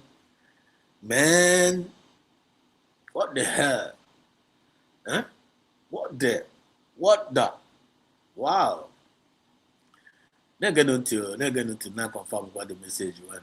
But don't know that we really are connect the dots. Listen. Obulo hatred, obulo partiality. This is how IPOB is structured. Okay. Now, each here the topic in there here. We are shifting the struggle from Mazen Nnamdi Kanu. The question now is, who are the people shifting the struggle from Mazen Nnamdi Kanu? Okay. These are the questions every IPOB member need to start asking those that are members of DOS. Who they told that you are shifting the struggle from Mazen Nnamdi Kanu. Remember, the question listen, wait one. Remember this guy on Apia Mr. claim no and support to Mazen Nnamdi Kanu now. On a claim no on a claim no on support to Mazen Nnamdi Kanu now. Just like Go 247 is claiming that they're supporting Simon Ekpa and Mazen Nnamdi Kanu. Remember this guy because of Simon Ekpa. Because of the Simon Ekpa, everyone about war. In the name of non-support to DOS, because DOS is in their position. This guy insulted Mazen Nnamdi Kanu. This Achabepola insulted Mazen Nnamdi Kanu, not at DSS. Because the man the DOS not complain no ban. Came in as Mazen Nnamdi Kanu Mazen Nnamdi Kanu to be condemned Simon Ekpa. The DOS was pushing every narrative. I send door by the stage of I send door everybody. I said, the lawyer, go and condemn Simon Ekpa. Condemn Simon Ekpa in the court. Mazen Nnamdi Kanu must condemn Simon Ekpa in the court. Probably for an opportunity. And when he came before him bound, Mazen Nnamdi Kanu will condemn Simon Ekpa. Now, federal court, Mazen Nnamdi Kanu refused to condemn Simon Ekpa. Now, court, he joined them upon here where say nobody should follow. I just shock Mazen Nnamdi Kanu upon here in federal court. Nobody should follow Simon Ekpa anymore. Because someone in the US, we were now all due to the fact that Mazen Nnamdi Kanu said, follow Simon Ekpa. When you we happen. I give him we went to US. Just like it's good for 70 we buy now buying here we were not for which when you want your power. I give on a good for 7 one agent of DOS. Good for 7 confirm go as an agent of DOS in on Biafra government, Biafra government to come and destroy what we are doing. Biafra spirit abago oto. Kuna confirm go na. Come to Biafra spirit you gba kwa ma wan yi church oto. Kuna confirm go na. Ana agbo no ere. Ona agbo ona ere. Because of hatred onye anwure na ebe Simon Ekpa no. Then this Abachabepola. Oji amaka ya kparia Mazen Nnamdi Kanu. Because the DOS na complain no ba. Kemi no jiwe wuru na Mazen Nnamdi Kanu jiwe say follow Simon Ekpa. Not because of that statement, I can't manage this or Simon Ekpa. So, on my original there. Now, some Mazen Nnamdi Kanu got put up on a court. Where we're on here, We want more Biafra that now they should stop following. They should stop following Samanekpa. They should start now following the US. So Mazina and Kaloju. Mazina and Kalawo and then Mobopoyara Chara. Yotago. Yeah, Joe. Because of that, we always at Chabe Paul. Achabe Asoyan Kunoku, Asoyan I told you. That's the yan and the US na Kunya Gekuya. Yamakapata when you camera. That Namazana and Kalo no trying quite when you go. No get remain one at DSS. No get remain about. No got thought there. Naked hand they put in yourself. Can't go up on again with US or try acquiring the US. Okuria, this Achabe Paul said it. It is not viral mass. Some people when Master Samanek by Jene made jingle some certain time. Then those over require name by jingle. I know I'm on YouTube bar and on X and on Speaks. I require name jingle man Speaks in bar. My ex handle now with 10,350 followers. My ex handle now verified. Go there and check. I'm telling you. Now, Kitana, look at the same Chabe Paul and they claim now. All of the mass and the Carlo. On the claim now, on our fight is the mass and the Carlo. But he remembered he once insulted Mazina and the Carlo. But look at Anua Umife. Have you insulted Mazina and the Carlo for one single day, for one single moment? The answer is no. Have you insulted Samanekpa for one single moment, for one single day? The answer is no.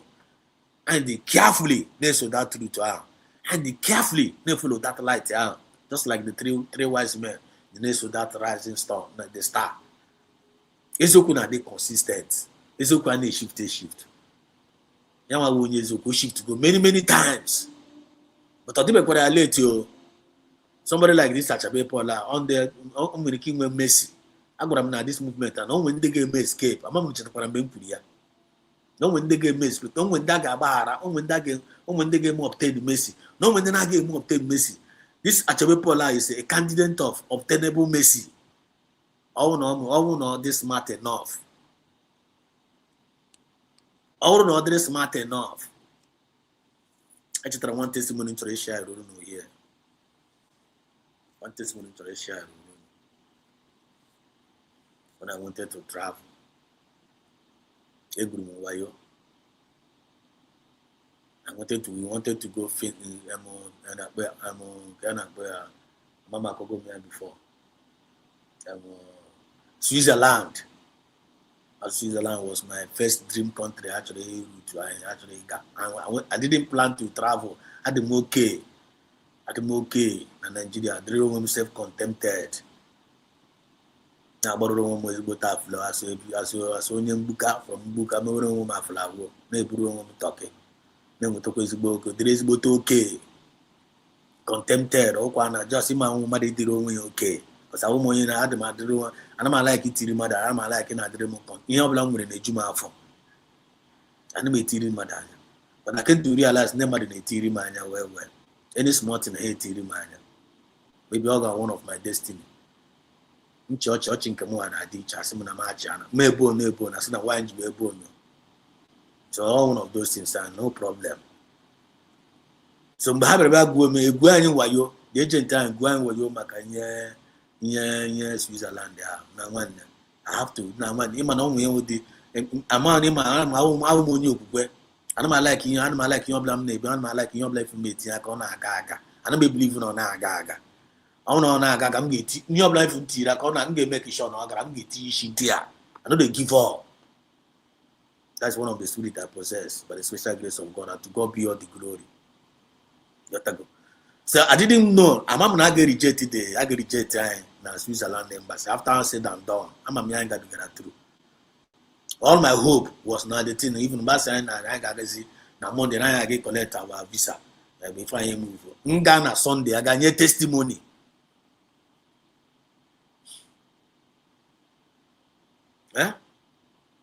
Ghana Sunday, I got testimony in a church, and the church is a very big church in Bam, Vineyard Christian Ministry in Lagos. Very, very big church, up and down, upstairs.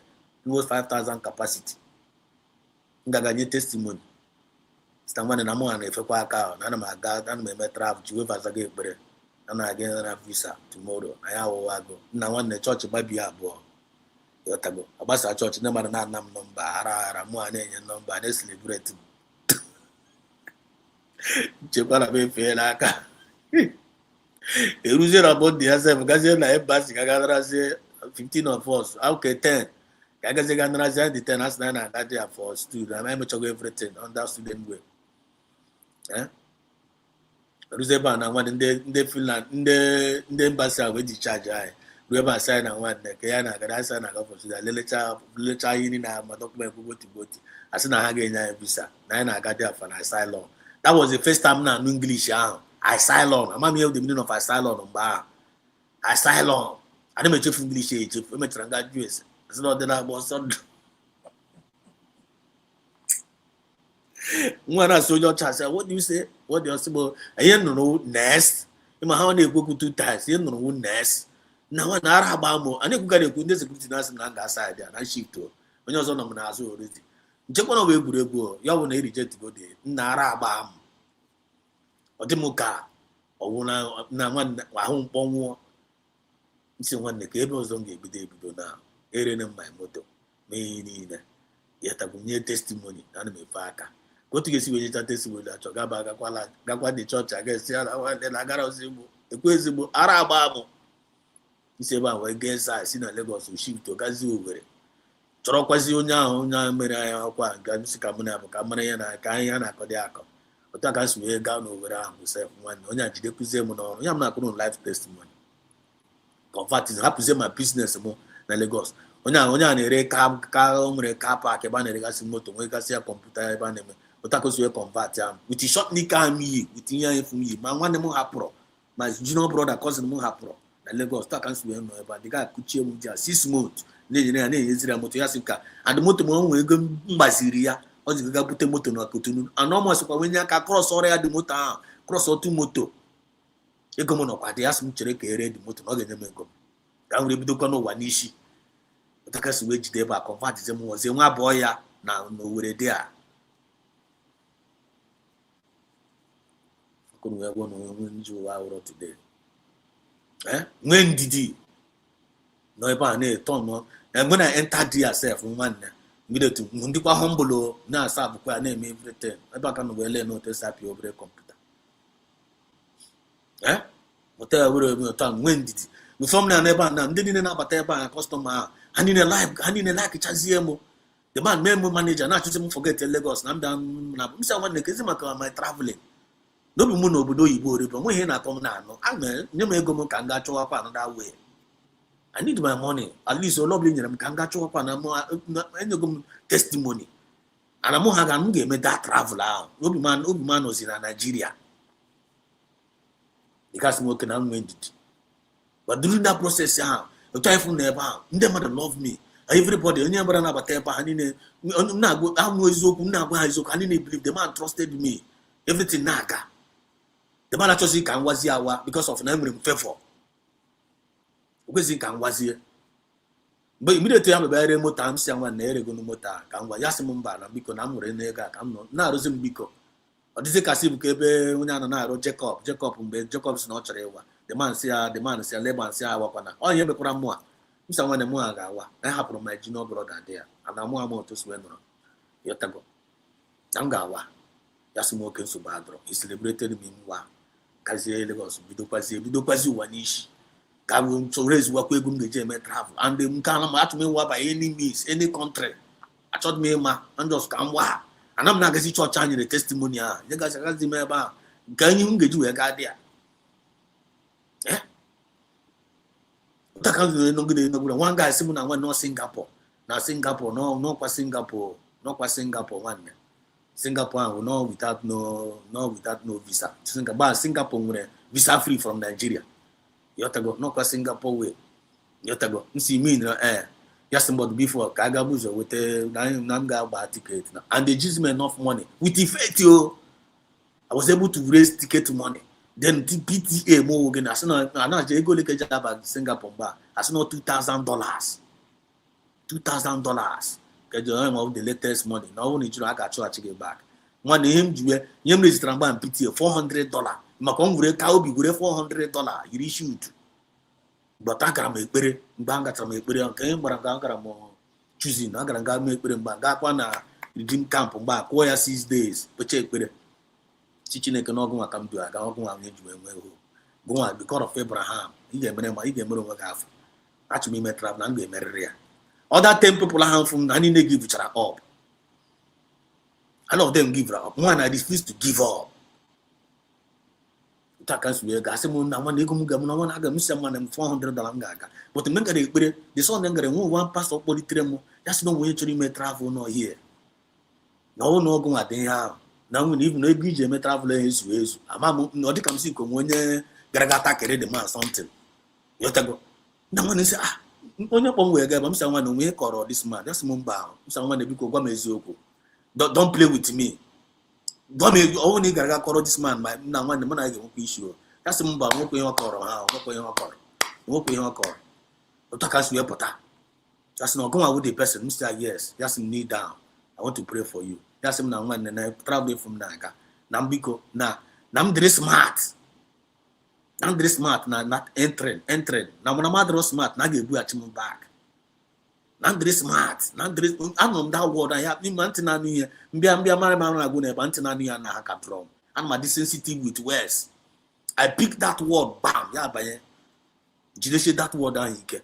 With that $400, I made you when I work about to hear by smart.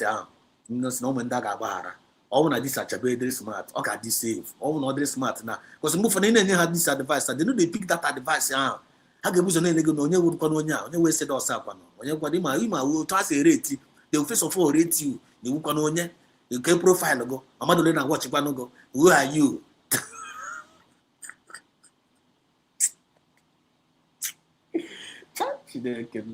God can use anything to talk to you. Humble yourself. Remember the word of the Spirit. So immediately, you make that $400. Tore down. Even in Lagos, in the Lagos airport, they started molesting me. Now talk and the fund. A poem come out to make 400 and Legipania again on tick and corona. You make $400. Nga wure the $400 mo tusu ya me nga wure change ya wure $100 do say na elu wure another $100 do say na azia then ga ba wure say $1 me arrange you this ka $10 you ma this ka 10k or this ka $10k dollars you ta go tusu ya me arrange so that if we have asking we be the flash ya e che no we big money get wure tipe na agba so earlier ya na lelu $100 bala na the other side $400 and ga gas get go ya. You would come with an airport there. That's why Otonya Bukas women may arrange. It's there like that. At home, come on to that $100. No, the two women arrange. Why are about band? Macona room na Singapore. Na Singapore. Na Lagos yourself, only him can up unjo. Miss one day Lagos sound. You make mistake, me say my fly, Mona Madagan here, not a go my half. I talk come off. When you make mistake, Corma, come me say, Mona Madagan here. Mana mana ga nkwa una akwụkwọ n'aka na hapụ m ka m ga-aba na apply onwe ego m na-enye unu ngogide onye abịa na ndị ezigbo mean ha release m banye na plane before then when na banye na plane meet say one guy na plane ebe a na-asị nwa na ihe amakwa ma first experience so ana m like ịgwa mmadụ eziokwu ya ma emego travel for na emego asị mgbe na onwego travel na ga na-etoro m ọnụ n'ogago ebe a n'ogagokwa ebe a amakwa m na onye akwụkwa first time like me ya na-eto ọnụ Mr. Manelekwe ke the transit ke ta say me ya na ata kan sine and him bara we Ethiopian airline o me ba ga transit na ihe ta go o me ba ga transit ke ba na Addis Ababa from Addis Ababa to now to to me ka this guy lead them na ka this ka woro onye ga na lead mo ka this guy woro onye ga me guideline o ta kan so soro kwa the guy e ruze na Bangkok am we ba chere transit and ebe the guy na asemo na onwe banda mami ona na aka odia ga na chitin confusion n'elu isi dize confused na amasị m ihe na-eme ọkwa Chineke na save mu dia otakasi be mezu en na passport mu connect ze patakwasi ebe msa nwane botina na agba m na why ji na akọrọ m na akọ ya ko eru m isi ya sị m na ma o nwete sagota na akụkọ onye Buhari isi nkupụzire the guy mana ya gara na Singapore Ghana John no mo line mo oro mgbe eruzuru na to cut the whole story short ba na kanta That's when what is the purpose of coming to Singapore? Mr. Business, of course. Had them confidence, Mr. Business, of course. I said, what do you want to do? Which hotel are you? You're Mr. Hassan or Mustafa Hotel, of course. Because when you come with the advice on Nigeria, don't talk is not the number. I think, of course, there. This, of course. You have to go. I said, one name, but what business? Yes, what business you want to say? One name, import goods, I'm going to import some goods. I said, okay, how much is your PTA? How many days you want to say, like, how much is your PTA? Mr. 10K. You have to go. Mr. 10K. I said, please, can you see it? Can we see it? They booked out the money. See, can flash. Can't take it. I said, no, bring it out. I said, booked out the money. I said, how much is it again? So, I have to put on the thing at the moment. I have to give my thing. Mr. say, no, $400. Mr. no, $400. I said, what? I said, what? $400? To them, Mr. For what? Mr. Yes, $400, of course. Mr. $400, of course. I said, Maka, give me $400. Mr. Yes, I've already bought my goose. I just came to inspect it. You see, is it $400 not enough for me to spend a year in this Singapore 1 or 2 days before me I go back to my country? I have a lot of things to do in my country. But we will not pursue. When the name is the argument, for you see that the other side, the other counter. We have just if everybody busy like just here. Just how many days you want to say? Mr. Yes, 1 or 2 days. I just came to inspect my goose. I just want to inspect my goose because I can see from that country, buy another country. You have to go based on arrangement. So okay, yeah, I'm not going to live testimony, and I'm not ashamed to share it. I'm telling you, yeah, testimony to God's own glory. So I said, okay, which hotel are you going? Put on the hotel, Mustafa Hotel, and then I can show you na down a big bus or land there. I said, okay, you just want to inspect your goose here when you believe behind. Yes, smoking, allow me. I sued them 1 week. I got them 2 days. I sued them 1 week. I can't see a crosser. The cook can't see me on travel everywhere. Remember, I go by here. I go by it is rendered land deported the board to take a more as we cross. Kenga Kroga happy repair the hand of God upon my life. Baba Jotaro. Those that put their trust in God, that can never be put to shame. Yotago. Otu nwokuko nwada nwokuko ngwengwe ọsọ. Otakas we also ga mozo mgbede ga ala otakas we lafere. Bible to down na ozugbo cross oro over. Baro nwo obodo Igbo. Seba akuru ya n'aka. Yotago. I'm telling you. So ihe ifu na agwaga maka achebe Paul, maka ihe be smart am to na wage. Some of them get escape. All not very smart. Smart talk adere kita na ihe hombudo onwe ya. Find onwe ya back to USB, redeclared. Wepụ mpompo. You might buy him the way make mistake. You might buy him the way make mistake in a movement here. Butu onwe gị down. Connect yourself. Because I see my but Biafra spirit is in charge. These guys will fight against Opatobia for no reason. When Opatobia because of spirit of jealousy, envy, and bitterness, just like 247 is doing now. Yeah, we're on there calling in no corrupt. But for the fact that no conscience can run or can equate a little bit when I point out to him at DOS time for 5 years ago. Yaka Corona guy may expose now. Only the chances of surviving. Rosie, they will Rosie watching there. Can I see you? Sweat my goose, of course. And then they don't go against me. He said, I just want to sweat my goose. I've already bought the goose. Because if you see, I'm not taking a liberty, I can see $400 each as well. I get Buachimu back. Mr. Alamo has China the goose. I said, make the goose no. Or half at the warehouse. Even they buy it as buyer. But if Mr. When do you want to follow me, go there? Yeah, I said, do you want to follow me, go there? I can go where I get. I said, no.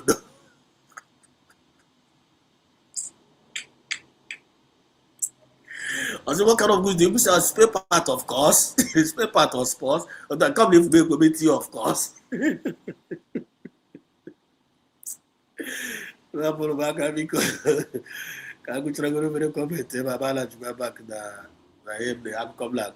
Yeah, they're very, very important. We won them. I won, because only me. I told me, I won them. some other good conscience people want know. He refused. But I'm messaging this guy 5 years ago. Quand they preach, is now copy and paste. I want to go 247. God bear me witness. Some of us also warned him. We warned one in Ishocha. Because we behind the Ocha. The baby go break on there. As in the device, no one yana be go jaw. Oki Koyana Koya. The boss Abakurogo. I'm a no go bomb. Ijinana non the model. This was where Banili. May never be your portion. The Biafra movement and Alpha Chico Kabia mindset. May God grace continue to guide with us, not abide with us. You might be so a major. Find your way back to the line. You might be with job. Notice women can have drama. On your being a rudo, just no dinner and drama, rudo gantina, Badashike, as is a Poronia Huku, Akopono, Abakona Saga. But make sure you stand on the path of truth. Truth is constant. Truth and change. Truth is very, very fragile. If you don't handle it well, you can katapo. Ogota drokwaya. Biafra is a spirit. Onya in a minute about onya natural ja wonye more. You take my point. As we shall say, he visited Mazina Nikalo. He wished Mazina Nikalo there, even told them that it was DOS's fault that he was. I'm telling you, especially again there, old school movement here. Because someone they join newly, Paul Nemesis will punish you. Paul Nemesis will punish you for those days. DOS had no anger because they were the one that sold Mazda Nikala with his wife and the evil families. Yes, so you make me laugh. Obominye jirika. One chiochi one, I put get roach at chiochi one. I put get roach. I actually one. Very much. I like how you talk. You are always on the path of truth. Thank you, my brother. Odogwe Nubu in the building. Odogwe Nubu in the building, getting from my location on me. You're welcome. Second Tadio. Special Odogwe. There we go. No na to param for reason but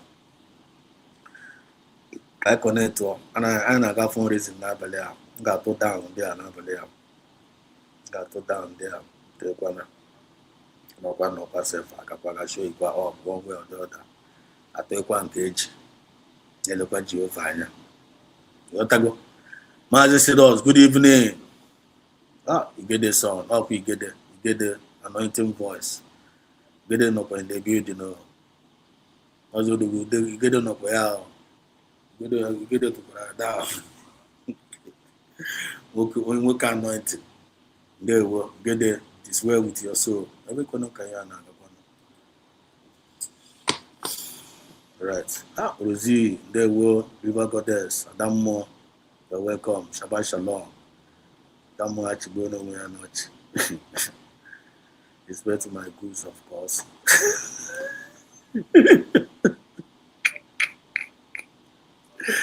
You okay? I think it's you.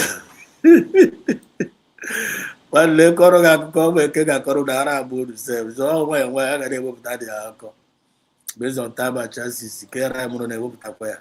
Get a happy bear. When I'm on the studio, onye poppy. Onye mkpopi udo dere gị onye gịnị Martins is one of gịnị keke kwa mkpopi mkpofe oke onye mkpofe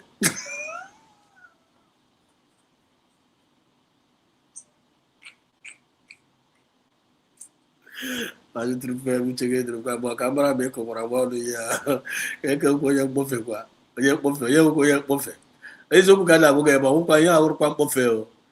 Yeah, truth and nothing but the truth. Oh, yeah, quite the story of my life. Or quite perfect life. Or quite truth. Yeah, life story. Or quite movie. Yeah, life story. Come now, how God delivered one of the testimonies of my life. Okay, or on perfect. Here, if you go now, perfect. Or quite perfect. One, I'm serious. So forget to go and put in a funny way. Achabe may not escape this because he knew the truth from the beginning. The thing was laid inside my heart today to register this message before fundraising, and I need to obey the voice. And this message goes to him and their supporters. How many chances to return to USB? USB has been redeclared. Yeah, if I name actually rebuild, because your name can also not rebuild IPOB. That's the mission. I want to rebuild IPOB as a group. No black or DOS. The same DOS also where Osavro, we work against PM Samanepa. When the banana was out on at DOS, yes, knows all not there. On a quasi full was here. Now they should reject the DOS. Now DOS will criminal. Just like criminal. That the people should reject criminal organ. That's what we say in CROC. I want this guy, and I actually point them aside in care. People should reject criminal DOS. But I'm not going to do as criminals 4 years ago. Just like I don't know about criminal. Yasemba, no good onyoma. The same way I don't know about this guy. Now, DOS criminal. Leave him. That's not DOS Wundoma. Ketana DOS criminal. After 5 years, I couldn't go and check. I don't really build. This guy now actually a governing council. On actually create a governing council, GCG, na IPOB. Avam they create a governing council.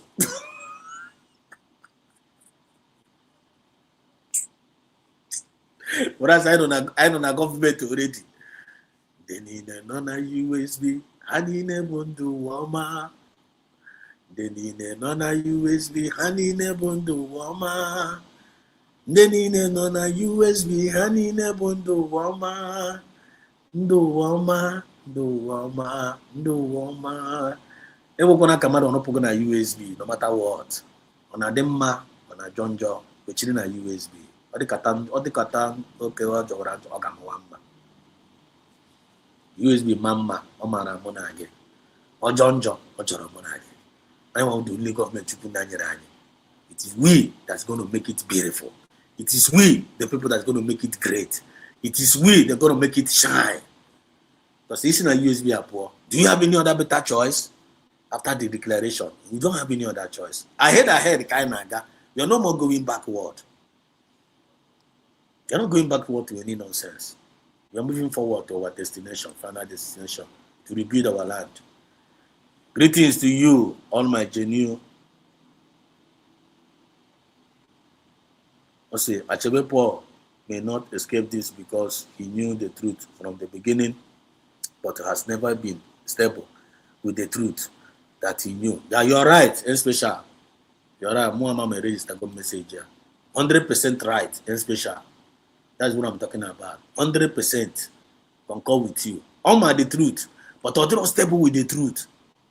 But the difference between us now and then I know I'm the truth, and then stable with that truth. Go to the start to Lilu. What's the Gure? Triple M. Go to the start to Lilu. What's the Gure Hapu Shishi? Aka Paraya.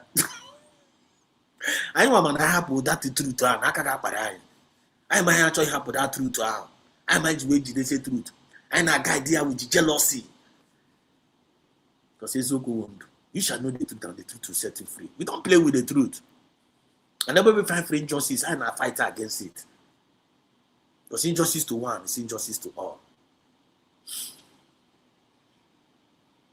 If ever na koto the DPM, get banket. It's the smart. If ever na koto PM, get banket. It's the smart. When you black koto PM, koto on negin and nage. I'm talking about there. Mpare oble fa nyine DPM na ma futa na mpare nyine papa mpare nyine mama an me take care personal wo nyara no kata give mpare DPM. Who are you? Because of man pare mam pare my parents na ebucha na mmadu na abatara m from village somebody na che pare my parents ebucha kwa na mmadu that day. No one forget. Anya chokwana anyo ya chokwana anya anya na acho USB are not open. I chop on USB. I'm not going to connect the dot here. We want them. Look at the current situation of the DOS and their supporters. And as we are discussing it, Hashtag USB to the world. Greetings to you, all my genuine fellow United States of Biafra citizens. Confirm. In special, of course, nothing from the zoo works in Singapore. Telling you. Of course, training, of course, training from the zoo worked in Singapore. Yeah. Because now that chance is in Singapore, I was in visa free. I was in visa free. I am a citizen of the United States of Biafra. Confirm. Triple M. 100%. 100%. Guy, kindly tap the like button as soon as possible. Tap the like button. Then, especially Odogo Enugu, good evening, sir. Especially like Elena Odogo Enugu. And Mazi Odogo Enugu, Adanege, Ekenege, Enugu. And I check at your link, but I will not 3 minutes before 4 days. At least I have talked to the guy. I've talked a little bit about them. I can see your link in case I don't know when you actually say 1 or 2. I don't know when you actually do 1 or 2, 3 minutes or 1 minute. Anyways, we'll confirm a message. I want to make it I want to make it to us. I got Basipa mode. Yotago, I want to make him put here and all of those were there. You have the right to condemn me, and when the movement of the people, I'm not perfect. Yotago, I want to know is who can put here, but his signature. Especially I say yes, like the video if you haven't placed my people, also share. Rosie, you can say get a song, you're welcome.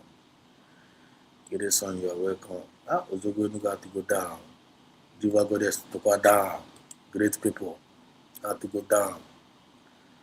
My brother and sisters from another mother have to go down. Umife, generals. How? Dejaga. This booty general Umife, the Mosey, and Gabriel and Michael have to go down. Just 1 minute, just can register a message in that before I appear so mad ever. Master said us there go. Carry go watching USB we stand. Yeah, so I am special so Onion Buffet was the guy that you asked question. Okay. The guy actually Buffet more. Say you chakwana that guy, Miss Chakwana Murodo. You gotta turn a Bangkok self. Maybe the guy in a query. Chineke na megezi mi anti. Dara. Because I'm telling you, all your messages come directly from the heart. Yes, so to watch it. Okay, I'll register the message. USB, of course. The only way of freedom. It is a true life story. One month. God, the whole kind of dagger about Matuquada and Lagos Airport, but Chakashwana, Coca Corishinala. I call that a Piacha, very inconsequential animal. I said, she can go here. No go now. Thank God.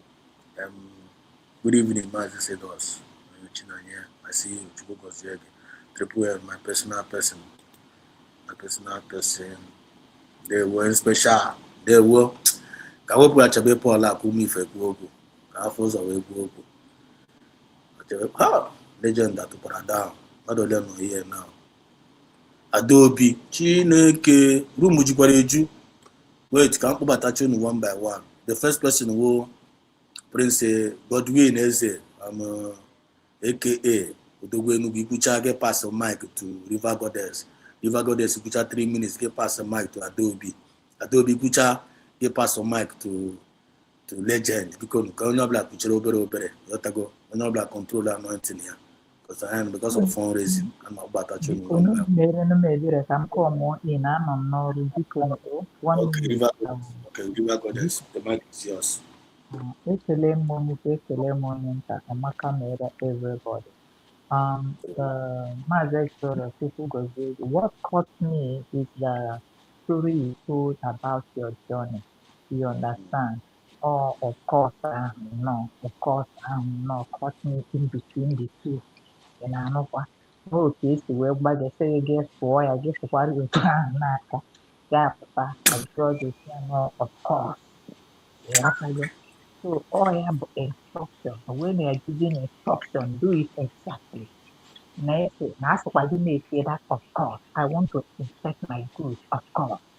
I come here to speak my mind, of course, and to thank everybody for what is happening around us, of course. No, we both are.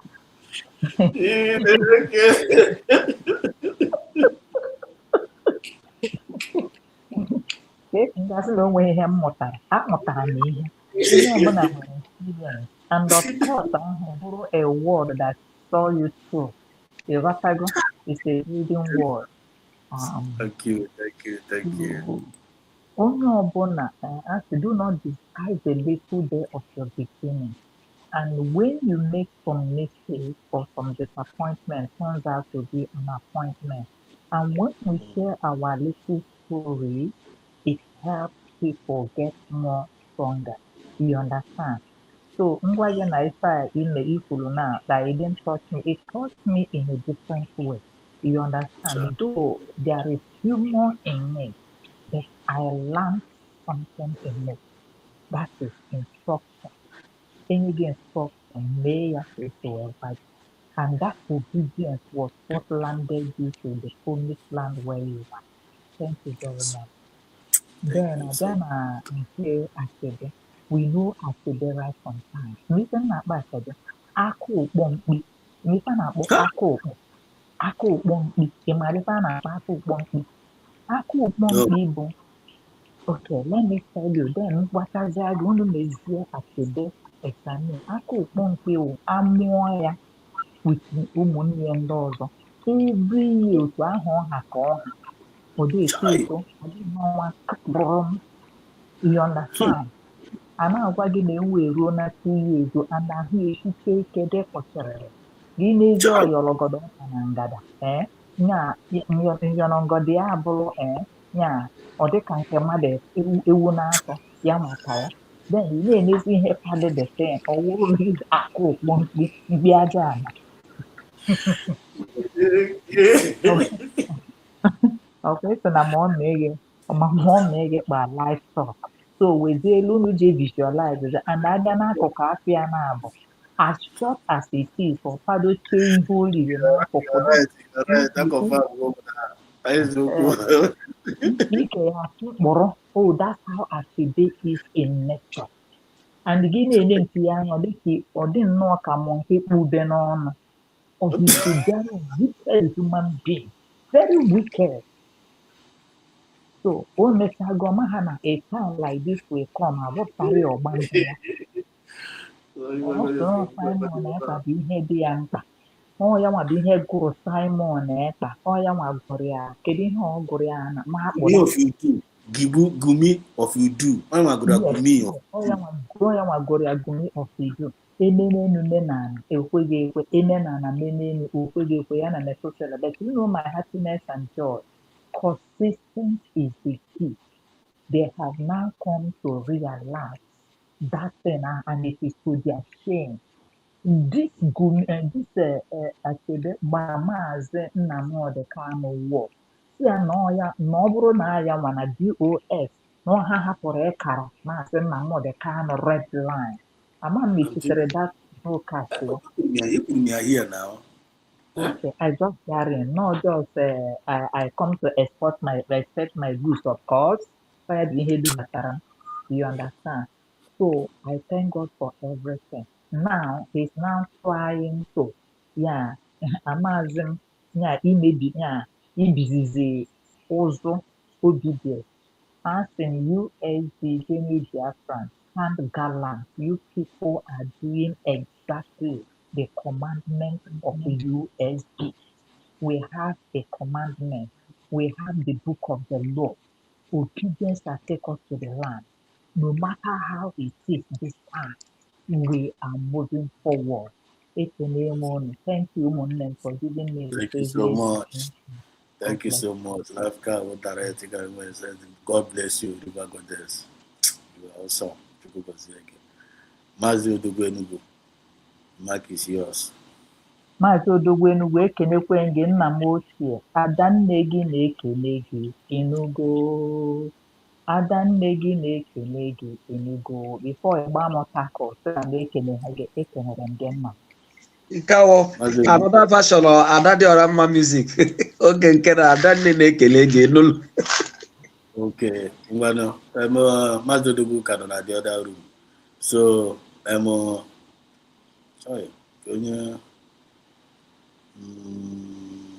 the next person. Yeah. Adobe, one and the only Adobe is in the building. Adobe, please, the mic is yours. 3 minutes.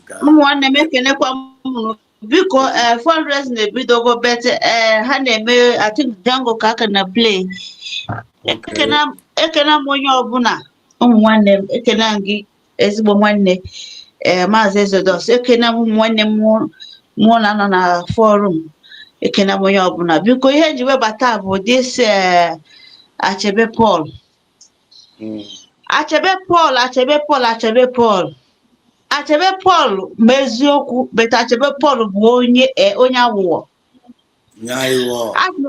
onye awụwọ nwa onye awụwọ ibe enyi anya Achebe Paul macha ihe bụ eziokwu beta ọ dị kọni ịma ya oke na-ata mmadụ arụ ị na-arahụ ụra na-afụ gị ọnụ ọ na-ata gị na-afụ gị ọnụ ọ ihe Achebe Paul bụ Achebe Paul dị inconsequential.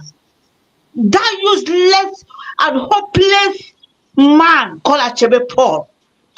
Because of this man, he made our PM. Sorry. He made our PM. But today, Exodus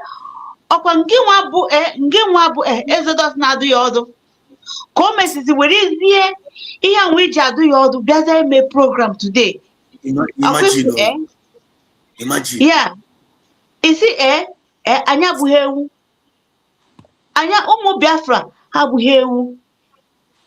Anyị macha ihe na-agani. But na o nwebe anyị chebiri ihe. Because na Achebe Paul anyị na-ene anya ọ ka na-ekwute okwu DOS. Onwede ka asa kpọta onwede ka asa ekwute okwu of this our USB. I'm telling you.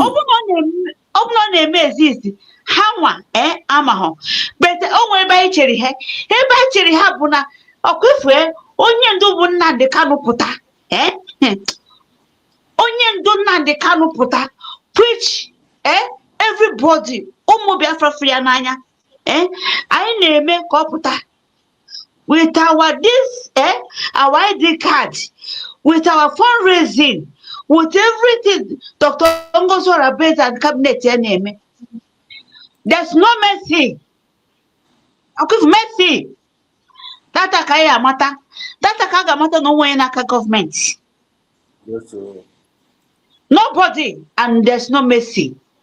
And nobody should come out. Onyendu can never tell us that we should have mercy for them. It's a lie. Because none Onyendu I remember quite well that now this man, among constitution, because of Simon Ekpan, this man is now no so Simon carry Onyendu red line to die. But now Achebe Paul that now about also I go mine. Adam was bow. Ekena onye okoyukwu n'oyenta. Ka ifu na fundraising. Ka ọ dị nọ. I'm going to put down there. Thank you so much. Please, legend. Maazị Odogwu, are you there now? Maazị Odogwu is not there now. Legend, please, 2 minutes. 2 minutes to render a rendition. Can I join on fundraising? 3 up here. Yeah, Maazị Shabbat Shalom. I thank you so much. One of the legend. You are hitting it very straight, and I'm happy. The message is going. Just like you told them, the same way it is. If you fall out, you don't want to go and relax. You think coming out to open camera and talk propaganda is what will help you. At the end of the day, you will be the one that will be disgraced. That old fool, Anapogo 247, is that all he has to present? I want to ask you from this platform, is that all? That nonsense, is that all? Is that all? So you have done the exposition. The exposition, the chapter you have started and you have just concluded. That's why he's angry. That's why he's bitter. That is why I'm angry. Yeah. I saw when you shared it. He's bittered. And he will continue to be bittered. Because he's not a good man. What did he contribute when he was there? Did Simon Ekpa ever saw him as somebody that should be trusted for any position? So he did not even blame Simon Ekpa. He should start from Simon Ekpa. Why Simon Ekpa didn't give him office? Coming to disturb Dr. Ngozi Arabeze. Can't he go to Finland? I said it in this your platform. Ugo will be the last person that will use his money and go to Finland. Let him go to Finland. I think he knows mandate. He thinks he knows the mandate of Obatobie. He knows the mandate, the template. He has it. Let him go to Finland. That if he goes to Finland, then we'll take him serious. Oh. And another thing is, if Ngozi Arabeze had given him Minister of Information, Ngozi Arabeze would be getting the template and doing the mandate. Just because he was not given office, he was iron. He's not getting the template and the mandate. If he had, Ngozi Arabeze has said, Ugo, you are the minister in charge of information. You are the number one. Then Ngozi Arabeze is a good woman. Template is the template. She's getting the template. Template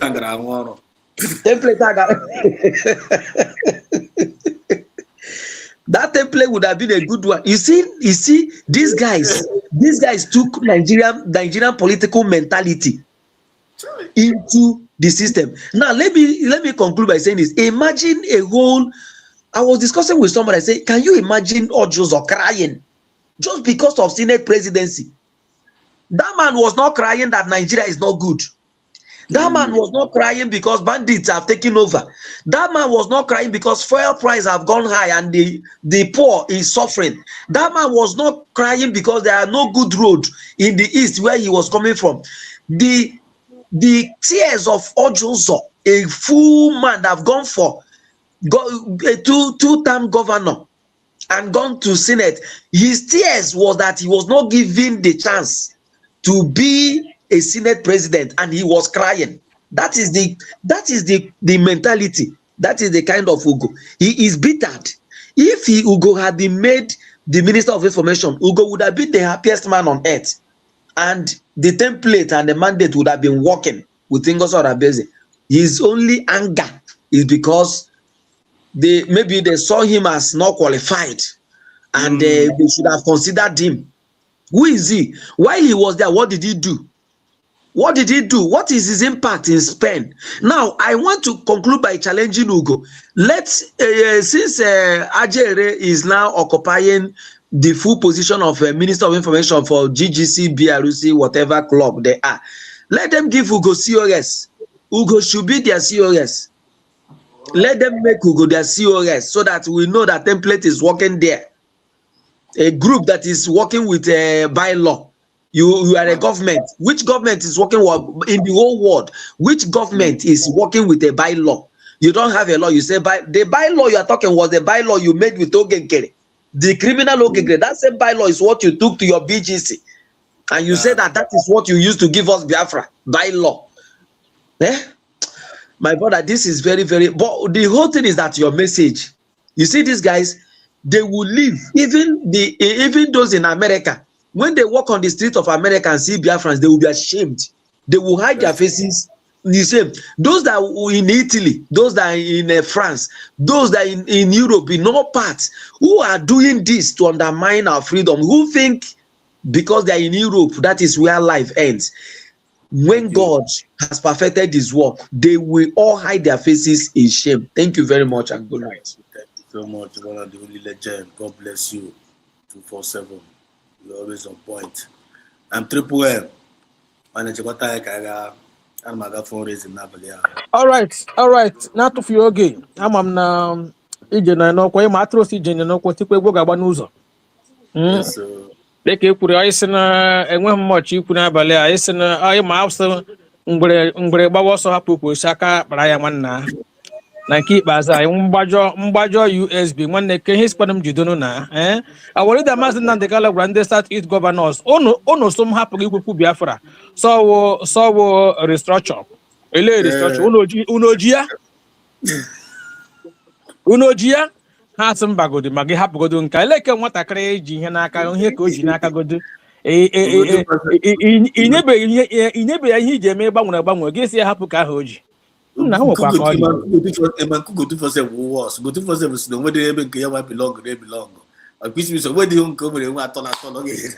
ụmụ Biafra ya nwanụ ụmụ Biafra ekelele m unu dodiri mmadụ niile ka onye chiri ya zere ezere ọsọ nwanne m ya gaziere gị ndị nke na comment section ekelele m unu ugo isi ọcha isi ya ahụ taa anyị chere nwe ihe ya n'ime ama ya ma n'ọkụ nkom emti komkom ọ nọ na-agụ na data exposition ahụ o mere ọsọ ọ na-eme awa DPM expose ọ gụgidere ebe ahụ gụkwute ebe o dere ebe dere USB ya jụọ awa DPM wee elekwenu ji akwụsị ọwụ ji elebido mere ji ọwụ na nke ngozi bụ USB ji ihe ọwụ USB ji. That means onye a ọ ka ịhụ how ignorant ọ dị. Now lee Israel akwa ihe anyị na-akpọwụ Israel etigezi ya ji ya wụ Israeli gọọmenti ọ gasị mba n'ọwụ Israel then Burkina Faso ọ Burkina Faso anaghị eti gọọmenti dị mana anyị mara na any nation wụ gọọmenti ka ibe etizie gọọmenti na-eji na ya so na mba ihe ji arụ ọrụ ya country wụ sọsọ Burkina Faso itiga eji ọwụzi ya. Ụmụ Biafra ekelele m ụnụ enwe mọta okwu na mgbe abalị awọte aṅụ na-akwụ n'uju a na-aha ya na nke ikpeazụ a ihe a ha na-achọ ka ha nọ n'ọnụ gọọmenti anyị agaghị anụ ya. They are all in dark. Yọsọrọ ha ihe a na-eme na ka abịa debunk wa ha na nke ikpeazụ a no more debunking ọsọsọ na social media ka a ga na-apịa tia mgbada gwara nwere isi our gọọmenti anyị dị busy they are busy mgbe ahụga ihe na-eme n'aka ụzọ I dey focus onwe ebe anyị na-aga ndị onwe ihe anyị ji n'aka udo dịrị mmadụ niile ya gaziere unu nwanne kem. Thank you so much. What are the only Triple special one? Maazị Odogwu, you're back. Mike ọrụ go on now. Maazị Odogwu. Kedu onye mee that thing? Onye chụpụrụ m before. Kedu onye mee that thing? Maazị Odogwu udo dịrị nwanne mmadụ ịbatago. Triple M ndị achụba m na the other room ama m ihe m mere ha. Enwe ya chụpụrụ gị ọwụ ka aṅụ na-akwụ ụjọ na-aha ya ọwụ tofi dapụta. Mana Triple M ka ezikwana nke iji m isi a na eze eluigwe last 2 days and yesterday. Anyị nọ na nke ka anyị ịma na ndị oziọma karịrị akarị even ndị Twitter sị na a na-ahụzi m anya sa nwanne ke m ihe ọrụ nyere. Okay, unu na nke ka ya ezikwa ozi ọma. Ihe kwesịrị na anyị tiri ha mgbada nwụrụ anwụ ya n'isi na nke ka anyị. Ọ dị oke nna anyị receive Holy Ghost anointing anyị meet ya ịnọrọ ya mana udo dị. Mystery that session. Yeah, my yesterday mana Triple M in fact we had too much on na-eke the name oye ndebe Triple M adro greedy at all.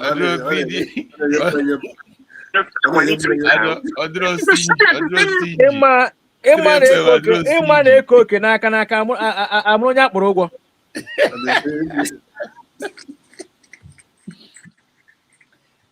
Nah, Biafra Sinos, thank you very much. Your message in Akukori this evening, omitted Kwaramu in another way, or omitted in another way. Before me cook, after me can mommy I the river goddess. I don't know go man, but I'm on me a neck and up of him. It's good and the Kwamunugi. Yana is good the one die. Mommy Ngozi, Udo Durunu. Biafra Exodus I conclude go. Oh no, I will Deborah of our time.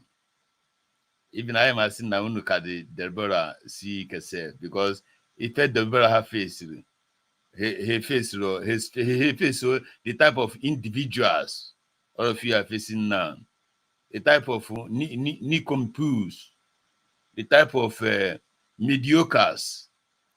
So, but you people are very, very strong. Eventually call me Biafra, but Biafra does. There's something between company and company. Maazị Echebe belong to company. Ebe a na-akụ asịrị afụzi eziokwu a na-ekwu ihe ọzọ. Ndị ahụ company ha just company ha na-akọpị ha na-ekwu eziokwu okwu asị na-asị na ha bụ ndị eziokwu and ha dị ekwete like obi nwanne ọdụ mmadụ ahụ Achebe ha dị achọkọ onye ọzọ kụziere ha olesi nke ahụ dị frish ha na-ekwu si n'eziokwu ka anyị na-anụ nke a ka a chọrọ ka a gwa gị. They will not bend down to listen to you or to hear from you or even to learn. Hasu are so adamant like Obi-Wan is so adamant. Oda no da chimota. And on it claim yama everything. Marry even carry out yourself. All fools never like that. That's why when you see some people are saying that there's no God, because they are fools. Only the fools say there's no God. So Acheba belong in the same category, the same category of company. Manaiwan was in the category of company. So all the iche. And if I can that never had each an agitation and the restoration. Oga Haga Rotia, a man Haga the save, as you said, Achebe Wiki is the save, more not the smart. So ebe ka nchọrọ ikwu okwu na ife mere oge ịchọrọ ime travel. That is smart and of course oyekwara m aka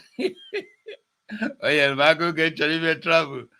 When I'm a broker in school. So one of my friends Onaza here electronics Nairobi Kwara State were very two mighty shops here on a mekwe wholesale na elekwe retail. Manomaro teshi a balance account. You ma just know with ego. So as a broker, mabia, ye cherry ka gwasa yoti neseme as ye gonna bela akwụkwọ. Ya didn't know happy. That year we were notification na yeje a pilgrimage na England and Israel. So okay, I think I tina kwosika magala ginsa yes kaiga fukwa no to was ndozo said because we will need to go to travel out and yeah we will need to travel out. So man wasn't smart. So I hear dear as onafu as we will ego. I see out of Israel and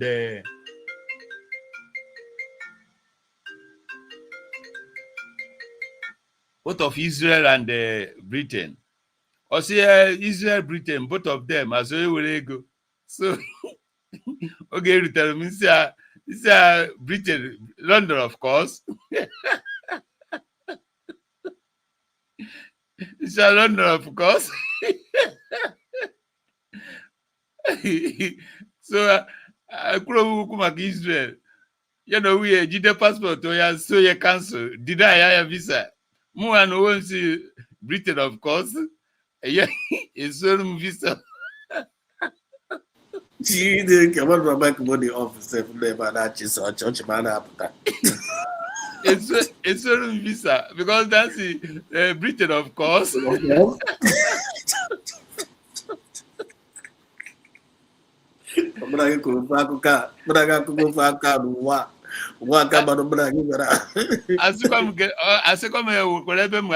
of course.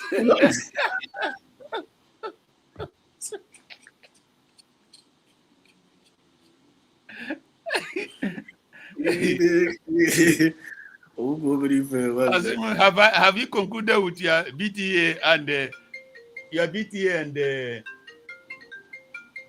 Boarding in progress. have you concluded with your BTA and the flight ticket? I said yes, of course. Come now, yes, of course. We are so grateful. Yes,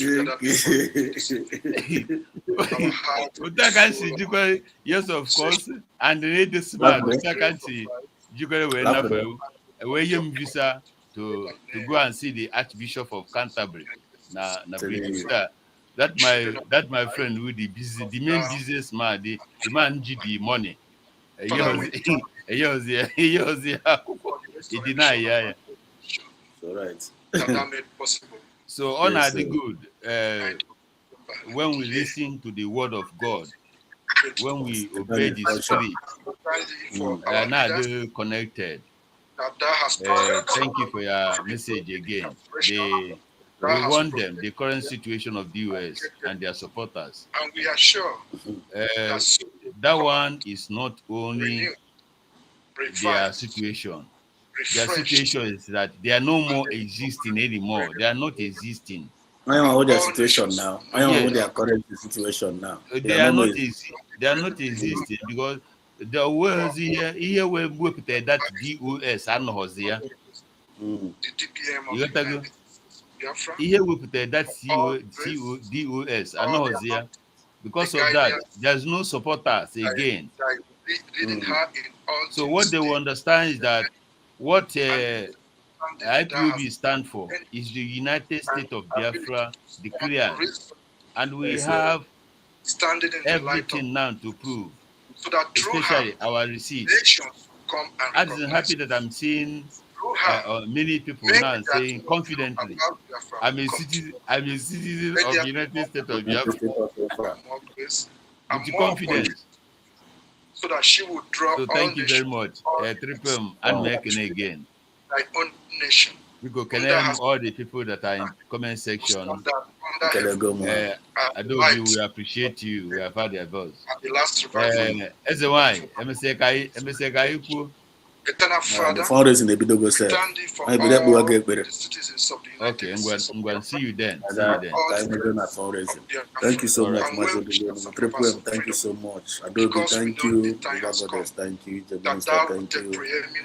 Mazo, come in the comment section. Thank you. Every other person doing legend. Too much. So when I came in a fundraising, God bless us. So when I have fundraising, I'm going to join in. I'm going to also log in here. So that all nations will know that those that support Biafra will support. Love you all. God bless.